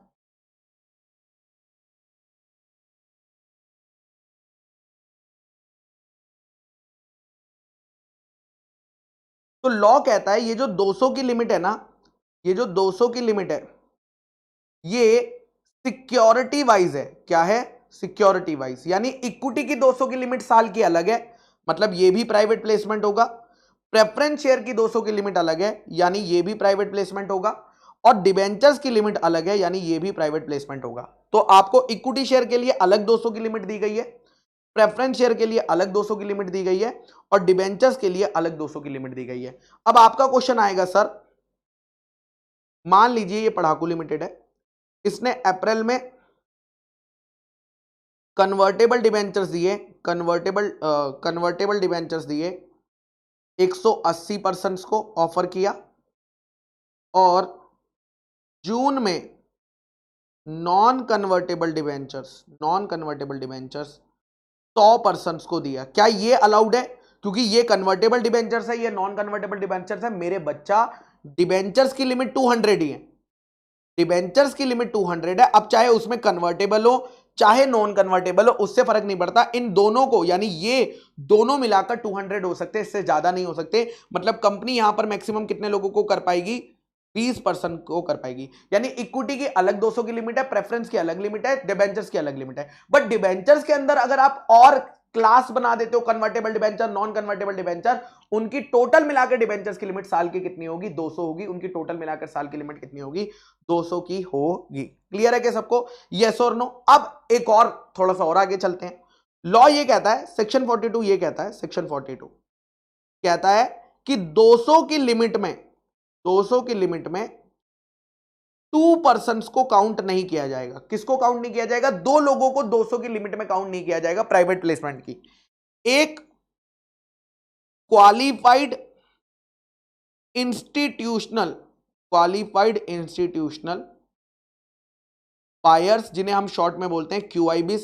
सर ये क्या होते हैं बेटा? ये बड़े बड़े प्लेयर होते हैं जो कंपनी में पैसा लगाते हैं, जैसे कि बैंक्स, जैसे कि म्यूचुअल फंड्स, जैसे कि इंश्योरेंस कंपनीज। तो ये बड़े बड़े प्लेयर्स होते हैं जो कंपनी में लाखों करोड़ रुपए एक साथ इन्वेस्ट कर देते हैं, उनको बोला जाता है क्वालिफाइड इंस्टीट्यूशनल बायर्स। यानी QIBs को आप प्राइवेट प्लेसमेंट दे सकते हो। एक बच्चा रट के चला गया, गुरप्रीत सर ने कहा था कि QIBs को प्राइवेट प्लेसमेंट, अबे दे सकते हो, बस 200 की लिमिट में इन्हें काउंट नहीं किया जाता। और दूसरा, उन एम्प्लॉइज को काउंट नहीं किया जाएगा, उन एम्प्लॉइज को काउंट नहीं किया जाता जिसे कंपनी ने क्या दिए हैं? Employ stock option plan. अभी हमने ये पढ़ा नहीं है, नेक्स्ट चैप्टर में आएगा, सेक्शन नंबर 62 में आता है एम्प्लॉय स्टॉक ऑप्शन प्लान, वहां पे पढ़ेंगे। बट अभी के लिए बस ये याद कर लो कि अगर कंपनी ने किसी एम्प्लॉय को एम्प्लॉय स्टॉक ऑप्शन प्लान के अंदर ऑफर लेटर भेजा है तो उसे भी काउंट नहीं किया जाएगा, इन दो लोगों को काउंट नहीं किया जाएगा। वापस से स्टार्ट करते हैं पढ़ाकू लिमिटेड की स्टोरी, वापस से स्टार्ट करते हैं। पढ़ाकू लिमिटेड कंपनी, मान लीजिए अप्रैल में 5 QIBs को प्राइवेट प्लेसमेंट ऑफर भेजी। अप्रैल में 5 QIBs को प्राइवेट प्लेसमेंट ऑफर भेजी। क्या भेज सकती है? The answer is yes. क्या भेज सकती है? द आंसर इज यस, भेज सकती है। मुझे बताओ, क्या कंपनी की लिमिट एग्जॉस्ट कितनी? अब कंपनी और कितने लोगों को भेज सकती है? जल्दी से बताओ, ये कंपनी और कितने लोगों को भेज पाएगी? क्या कंपनी अब जून के अंदर, मान लीजिए इन्हें इक्विटी शेयर्स दिए थे, ठीक है, 200% को दोबारा से इक्विटी शेयर्स भेज रही है प्राइवेट प्लेसमेंट ऑफर में। क्या कर सकती है? क्योंकि 5 तो ऑलरेडी कर दिए थे, बट 200 को और भेज सकती है। कि लॉ कहता है यस, क्योंकि इन 5 को तो हमने काउंट ही नहीं करा, और जब हम इन 5 को काउंट नहीं कर रहे हैं, मतलब अभी भी हमारे पास 200 की लिमिट बची हुई है, अभी भी हमारे पास 200 की लिमिट बची हुई है, तो ये भी प्राइवेट प्लेसमेंट ऑफर है, बस इसे 200 की लिमिट में काउंट, इससे हमारी लिमिट खत्म नहीं होती, और ये भी प्राइवेट प्लेसमेंट ऑफर माना जाएगा, क्योंकि इन 5 को तो हमें काउंट ही नहीं करना। उसके बाद एक और एग्जांपल लेते हैं, पढ़ाकू लिमिटेड। पढ़ाकू लिमिटेड अप्रैल में कंपनी ने 50 एम्प्लॉइज को ऑफर भेजा, 50 एम्प्लॉइज को ऑफर भेजा अंडर इसॉप, 50 एम्प्लॉइज को अंडर ऑफर भेजा इसॉप, और अब कंपनी जुलाई में, ठीक है, 200 लोगों को 200 लोगों को 200 लोगों को ऑफर भेज रही है इक्विटी शेयर्स का। क्या भेज सकती है? द आंसर इज ये भी प्राइवेट प्लेसमेंट है, ये भी प्राइवेट प्लेसमेंट है। क्यों? क्योंकि इन 50 एम्प्लॉइज को जिन्हें इसॉप्स मिले हैं, उन्हें हमें काउंट ही नहीं करना है, उन्हें हमें काउंट नहीं करना है, हमें सिर्फ किसे काउंट करना है? इन 200 पर्सन को काउंट करना है। क्या यहां तक ओके है?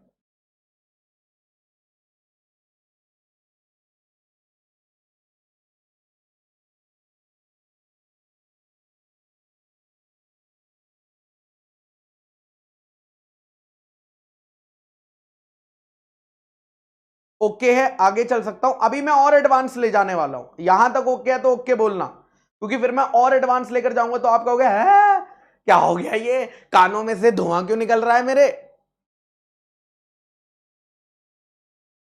अभी तक मैं पब्लिक कंपनी में, जब प्राइवेट कंपनी में आऊंगा तो आप गिर जाओगे।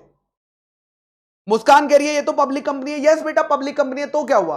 प्राइवेट प्लेसमेंट सेक्शन 42 में लिमिट अलग है कि 200 लोगों में अगर कोई कंपनी प्राइवेट प्लेसमेंट करती है, अगर कोई कंपनी प्राइवेट प्लेसमेंट करती है तो वो मैक्सिमम 200 लोगों को भेज सकती है, 200 लोगों को भेज सकती है प्राइवेट प्लेसमेंट का ऑफर।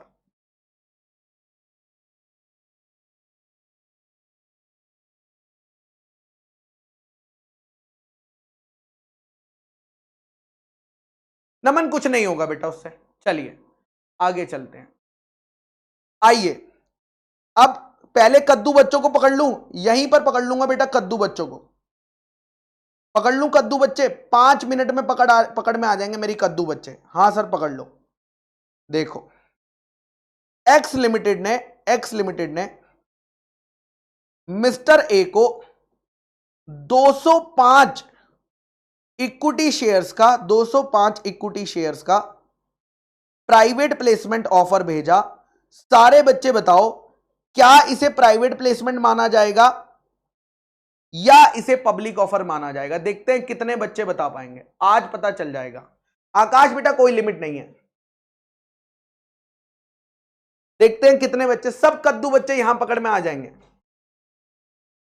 एक्स लिमिटेड ने मिस्टर ए को 205 इक्विटी शेयर्स का ऑफर भेजा। क्या माना जाएगा? प्राइवेट प्लेसमेंट या पब्लिक ऑफर? प्राइवेट प्लेसमेंट या पब्लिक ऑफर?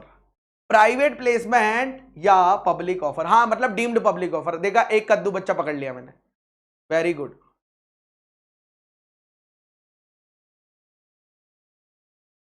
मेरे बच्चा मुझे बताओ, प्राइवेट प्लेसमेंट की जो लिमिट है, ये जो 200 की लिमिट है, ये पर्सन की लिमिट है या ये नंबर ऑफ सिक्योरिटीज की लिमिट है? बताओ, ये पर्सन की लिमिट है या नंबर ऑफ सिक्योरिटीज की लिमिट है? अबे कद्दू बच्चे, ये एक पर्सन को ही तो भेजा।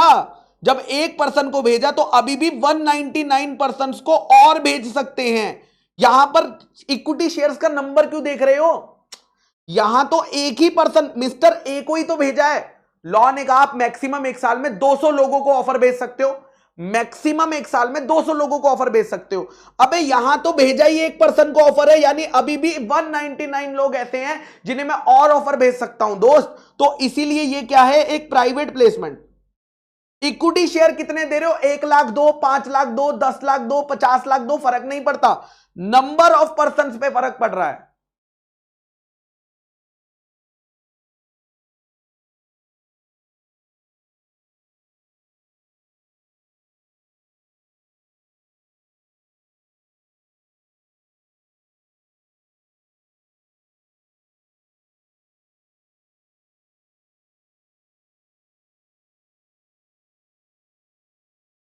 चलें वापस। यस और नो, वापस चलें? हाँ सर वापस चल सकते हैं।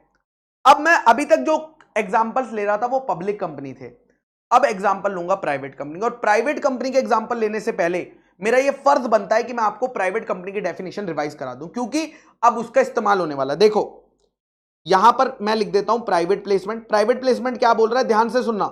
मैं एक बार समराइज कर रहा हूं प्राइवेट प्लेसमेंट को, आपके लिए सिर्फ समराइज कर रहा हूं। प्राइवेट प्लेसमेंट ये कह रहा है कि एक कंपनी मैक्सिमम 200 पर्सन को, पहले मैं प्राइवेट प्लेसमेंट मैक्सिमम 200 पर्सन को क्या भेज सकती है, प्राइवेट प्लेसमेंट ऑफर भेज सकती है, प्राइवेट प्लेसमेंट ऑफर भेज सकती है।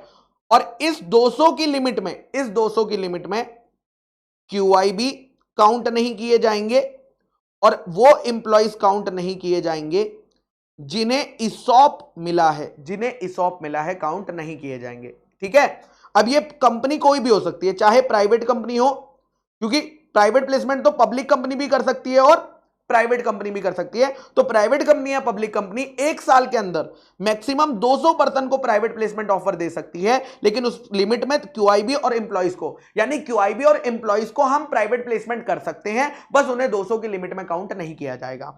उसके बाद नेक्स्ट पॉइंट आता है, ये जो 200 की लिमिट है, इक्विटी शेयर्स के लिए, इक्विटी शेयर्स के लिए 200 की लिमिट अलग है, प्रेफरेंस शेयर्स के लिए साल में 200 की लिमिट अलग है, और डिबेंचर्स के लिए 200 की लिमिट अलग है। बस इतना ही मैंने अभी तक बताया है, इसके अलावा मैंने कुछ नहीं बताया।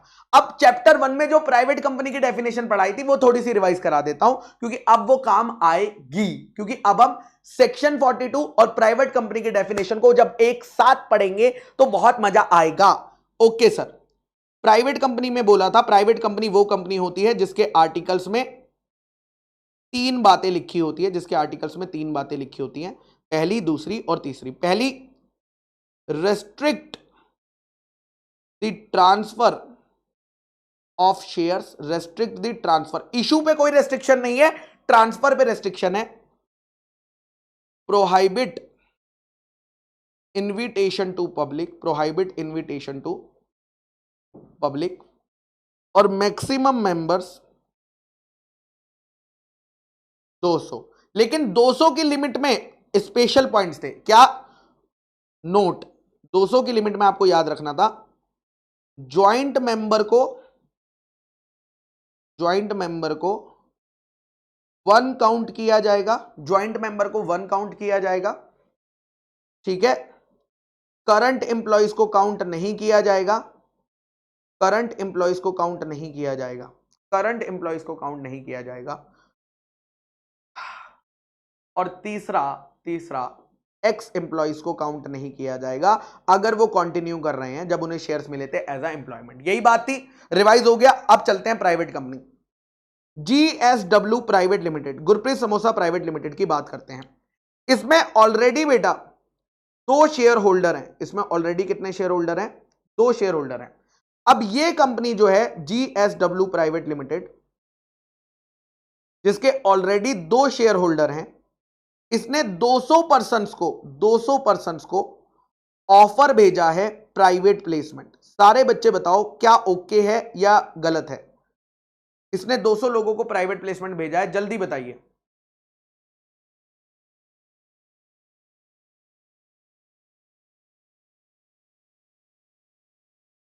रौनक बेटा सबके लिए अलग अलग है, चाहे प्राइवेट हो चाहे पब्लिक हो, सबके लिए अलग अलग है। क्या ये हो सकता है या नहीं? सारे बच्चे बताएंगे। तो अगर मैं बात करूं, ध्यान से सुनना, सेक्शन 42 अलाउ करता है, सेक्शन 42 कहता है कि आप साल में मैक्सिमम 200 लोगों को कर सकते हो। तो सेक्शन 42 कह रहा है ओके ओके कर लो, सेक्शन 42 कह रहा है ओके ओके कर लो, ओके ओके कर लो, आप कर सकते हो सेक्शन 42। लेकिन प्राइवेट कंपनी की डेफिनेशन कह रही है, प्राइवेट कंपनी की डेफिनेशन क्या कह रही है? प्राइवेट कंपनी की डेफिनेशन कह रही है अबे 2 शेयर होल्डर पहले से हैं, 2 शेयर होल्डर पहले से हैं और 200 लोगों को तुमने और भेज दिया, तो 2 लोग पहले से थे, 200 लोगों को और भेज दिया, तुम्हारे तो 202 शेयर होल्डर हो जाएंगे और प्राइवेट कंपनी की डेफिनेशन टूट जाएगी। यस और नो? तो यानी यहां पर मुझे सेक्शन 42 नहीं, मुझे प्राइवेट कंपनी की डेफिनेशन का भी ख्याल रखना पड़ेगा। ठीक है, तो यानी यहां पर सेक्शन 42 कह रहा है कर लो, बट प्राइवेट कंपनी कह रही है भाई 200 से ऊपर शेयर होल्डर हो गए, पगला गया क्या? तो इसीलिए हम यहां पर 200 लोगों को नहीं कर पाएंगे, हमें यहां पर करना पड़ेगा मैक्सिमम 198 लोग, मैक्सिमम 198 लोग, ठीक है, और फिर हम 200, फिर यहां पर 198 होगा तो ओके होगा। समझ में आया क्या? समझ में आया क्या? ठीक है, एक और लेते हैं, एक और, चलो। हाँ, अंकांश कह रहा है जरूरी थोड़ी ना सब एक्सेप्ट कर ले, बट अगर आकाश सबने एक्सेप्ट कर लिया तो क्या करेगा तू? कह रहा है जरूरी थोड़ी है सब एक्सेप्ट कर ले, बट अगर सबने कर लिया तब क्या करेगा तू? तो तू वो रिस्क ले ही क्यों रहा है?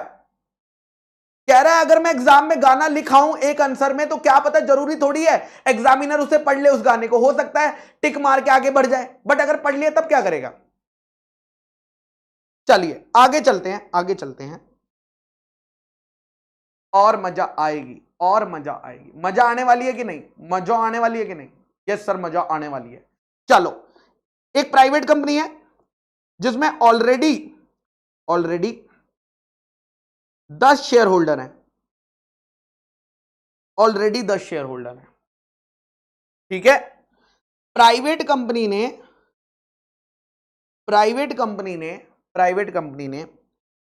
5 QIBs को प्राइवेट इक्विटी शेयर्स ऑफर करे, 5 QIBs को इक्विटी शेयर्स ऑफर करे। सारे बच्चे बताओ क्या ये कंपनी कर सकती है या नहीं कर सकती?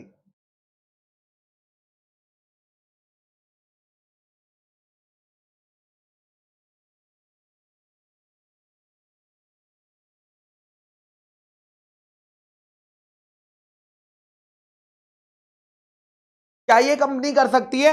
तो बेटा प्राइवेट प्लेसमेंट का सेक्शन 42 भी अलाउ करता है, और प्राइवेट कंपनी भी कर सकती है, दोनों कोई दिक्कत की बात नहीं है, दोनों कोई दिक्कत की बात नहीं है, इसे हम प्राइवेट प्लेसमेंट मान लेंगे।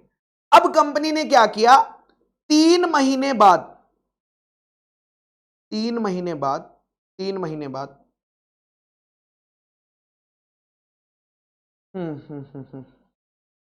190 पर्सन को 3 महीने के बाद 190 पर्सन को इक्विटी शेयर्स ऑफर करें। 190 पर्सन को इस प्राइवेट कंपनी ने 3 महीने बाद इक्विटी शेयर्स ऑफर करे। सारे बच्चे बताओ कर सकती है या नहीं? अब आएगा असली मजा। अब बताओ क्या होगा, क्या ये प्राइवेट प्लेसमेंट, क्या ये प्राइवेट कंपनी कर सकती है या नहीं? सेकंड वाले का आंसर देखकर बताओ जरा।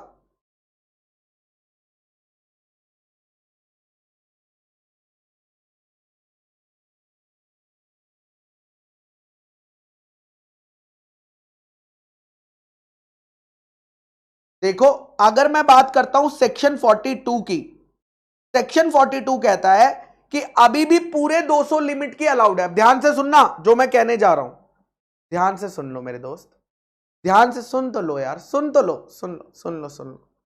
सेक्शन 42 ये कह रहा है कि QIBs को तो हम काउंट ही नहीं करते, QIBs को तो हम काउंट ही नहीं करते, यानी ये कंपनी अभी भी 200 लोगों को कर सकती है, 200 लोगों को अभी भी कर सकती है, तो इसके हिसाब से तो ओके। लेकिन प्राइवेट कंपनी की डेफिनेशन क्या कह रही है? 10 पहले से थे, 10 पहले से थे और 5 QIB हो गए, तो टोटल शेयर होल्डर कितने हो गए? आपने 5 QIB, टोटल शेयर होल्डर कितने हो गए? 15 शेयर होल्डर हो गए। 10 पहले से थे, 5 QIB को भेज दिया, तो प्राइवेट कंपनी में 15 शेयर होल्डर्स हो गए। और क्योंकि कंपनी में 15 शेयर होल्डर हो गए, अगर 190 लोगों को भेजोगे, अगर 190 लोगों को भेजोगे तो कितना हो जाएगा बे? काउंट करो बे, 205। अबे 205 कर रहे हो, पागल हो गए हो क्या?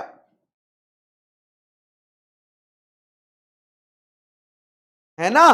तो यहां पर हम ये नहीं कर सकते 190 पर्सन को, हमें 185 पर्सन को करना पड़ेगा।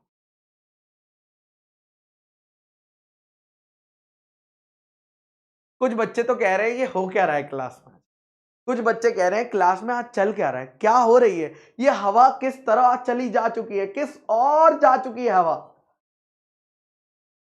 हाँ वेरी गुड सेजल, सेजल ने कहा हा, पागल कहीं के, QIB काउंट थोड़ी होता है, आपने ही तो रट्टा लगवाया है। कि क्यूआईबी काउंट नहीं होता। बेटा क्यूआईबी सेक्शन 42 में काउंट नहीं होता, सेक्शन 42 में काउंट नहीं होता, बट क्यूआईबी प्राइवेट कंपनी की डेफिनेशंस में, प्राइवेट कंपनी की डेफिनेशन में मेंबर्स में तो काउंट होता है ना, मेंबर्स में तो काउंट होता है ना। तेजल बेटा ये देखो भूल गए, ये देखो यहां पर प्राइवेट कंपनी में सिर्फ करंट एम्प्लॉय और एक्स एम्प्लॉय को काउंट नहीं किया जाता, सिर्फ करंट एम्प्लॉय और एक्स एम्प्लॉय को काउंट नहीं किया जाता। यहां पर कहीं पर क्यूआईबी लिखा है क्या? बताओ जरा प्राइवेट कंपनी की डेफिनेशन में।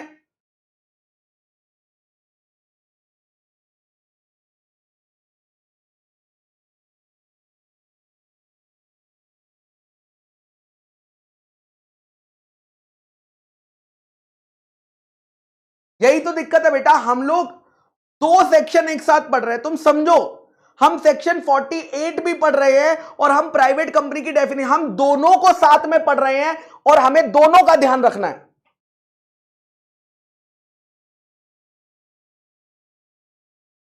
चलो एक और एग्जांपल लेते हैं। अभी मजा नहीं आया, मजा नहीं आ रहा है। चलिए आइए एक और एग्जांपल लेते हैं, तो बहुत ही प्यारा एग्जांपल है। एक प्राइवेट कंपनी है, ध्यान से सुनना, मजेदार है, मजेदार। एक प्राइवेट कंपनी है जिसमें एग्जिस्टिंग 50 मेंबर्स हैं, एग्जिस्टिंग 50 मेंबर्स है। एक प्राइवेट कंपनी है जिसमें एग्जिस्टिंग 50 मेंबर्स हैं, ठीक है। ओके इरफान बेटा मैं आपका समझ नहीं पा रहा हूं, सेक्शन 42 का 2% का बता दीजिए। कोई बात नहीं आलोक, समझ नहीं आ रहा है तुम छोड़ सकते हो इस टॉपिक को, कोई दिक्कत वाली बात नहीं है ना। इतना डिटेल में एग्जाम में नहीं आएगा, बट तुम्हें पता होना चाहिए, बस मैं तो इतना था कि तुम्हें पता होना चाहिए, ठीक है। चलिए आइए, प्राइवेट कंपनी एग्जिस्टिंग 50 मेंबर्स हैं।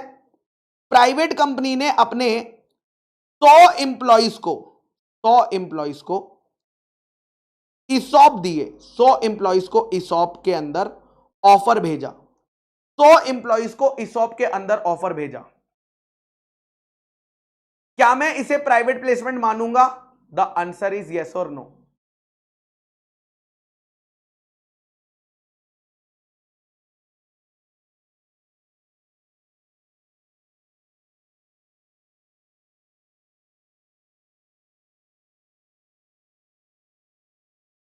जल्दी बताइए।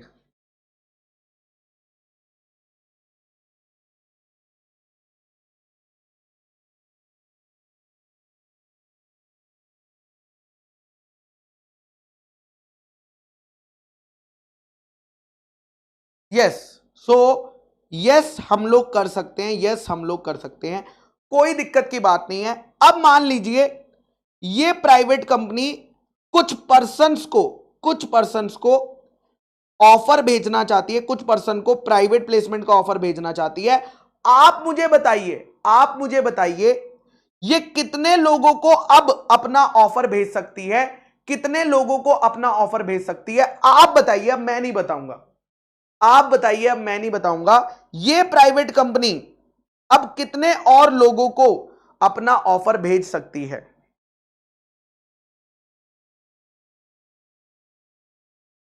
तो एज पर प्राइवेट प्लेसमेंट अगर मैं बात करूं, देखना, अगर मैं बात करूं सेक्शन 42 की, सेक्शन 42 की अगर मैं बात करता हूं, तो सेक्शन 42 में अभी भी 200 की लिमिट बाकी है। सेक्शन 40 में अभी भी 200 की लिमिट बाकी है। क्यों? क्योंकि ये 100 तो काउंट ही नहीं होते।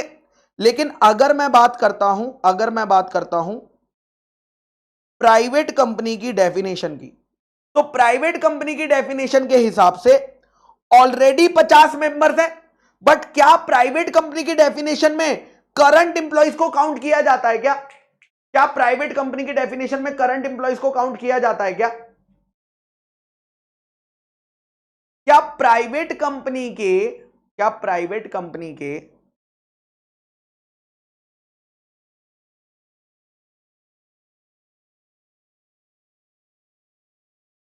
The answer is private company की डेफिनेशन में एम्प्लॉयज को काउंट नहीं किया जाता, यानी 200 में से सिर्फ 50 मेंबर्स है, तो यानी ये 150 लोगों को और दे सकती है। तो जो भी लोअर होगा तो ये कंपनी मैक्सिमम और 150 पर्सन को इक्विटी का ऑफर दे सकती है, इक्विटी का ऑफर दे सकती है।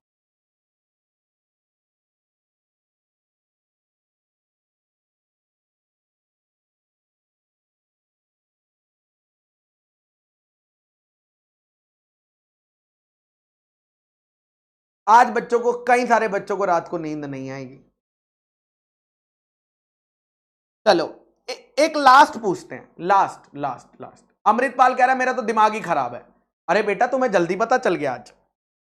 चलिए एक last last last. Private company है, एग्जिस्टिंग शेयर होल्डर है, एग्जिस्टिंग शेयर होल्डर है 30, एग्जिस्टिंग 30 शेयर होल्डर्स हैं, ठीक है। प्राइवेट कंपनी में एग्जिस्टिंग 30 शेयर होल्डर्स हैं। प्राइवेट कंपनी ने 200 पर्सन्स को, प्राइवेट कंपनी ने 200 पर्सन्स को डिबेंचर्स का ऑफर दिया है, डिबेंचर्स का ऑफर दिया है। क्या ये अलाउड है या नहीं? क्या ये अलाउड है या नहीं?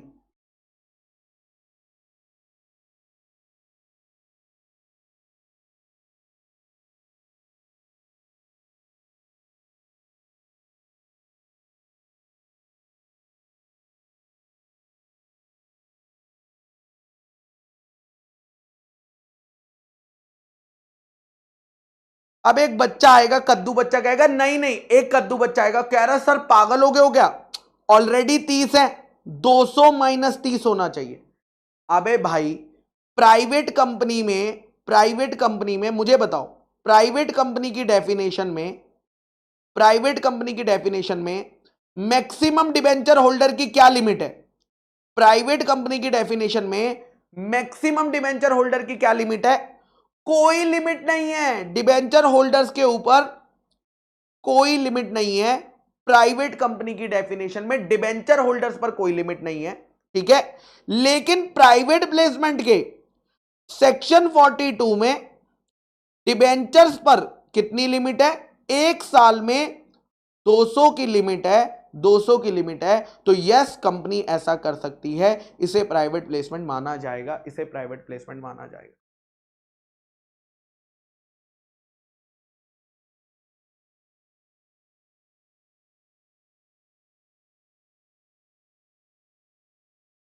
अभी कुछ बच्चे कहेंगे सर को तो पढ़ाना ही नहीं आता है, खिचड़ी बना दिए हैं। कभी कभी खिचड़ी भी खानी चाहिए दोस्त।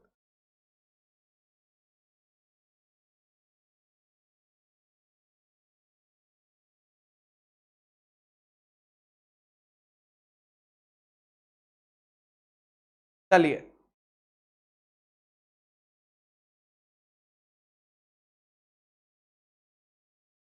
चलिए स्टार्ट करते हैं। आज क्या क्या लिखना है वो बता देता हूं। आज कुछ लिखने के लिए ज्यादा है नहीं मेरे ख्याल से। आज आपको लिखना है, होमवर्क दे देते हैं। मुझे लास्ट क्वेश्चन बताओ कौन सा होमवर्क में दिया था वो बता दो, और तब तक मैं आपको नोट्स में क्या लिखना है वो बता देता हूं।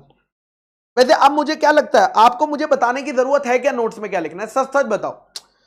आपको पता है गुरप्रीत सर ने आज क्या पढ़ाया? सेक्शन 42 भी पढ़ाया नहीं है तो लिख नहीं सकते हैं। सिर्फ आज हमने एक्चुअली में जो पढ़ा है वो पढ़ा है प्रोस्पेक्टस की डेफिनेशन। एक्चुअली में आज हमने सिर्फ प्रोस्पेक्टस की डेफिनेशन पढ़ी है।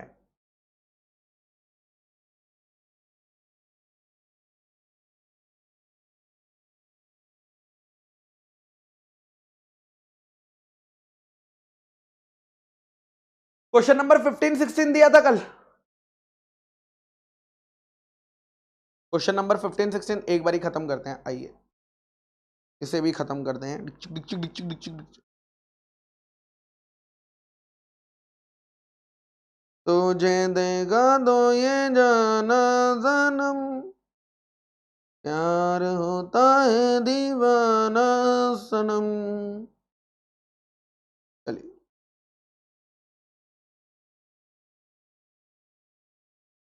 अब यहां से कहा जाए हम, ना ना ना ना ना ना ना ना ना ना ना ना ना ना ना ना।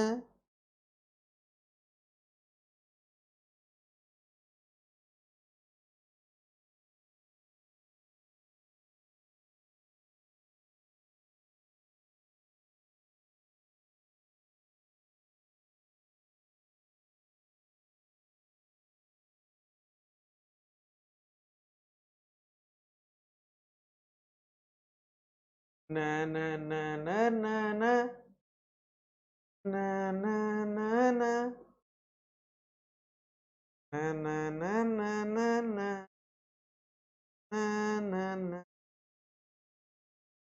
न न न न न।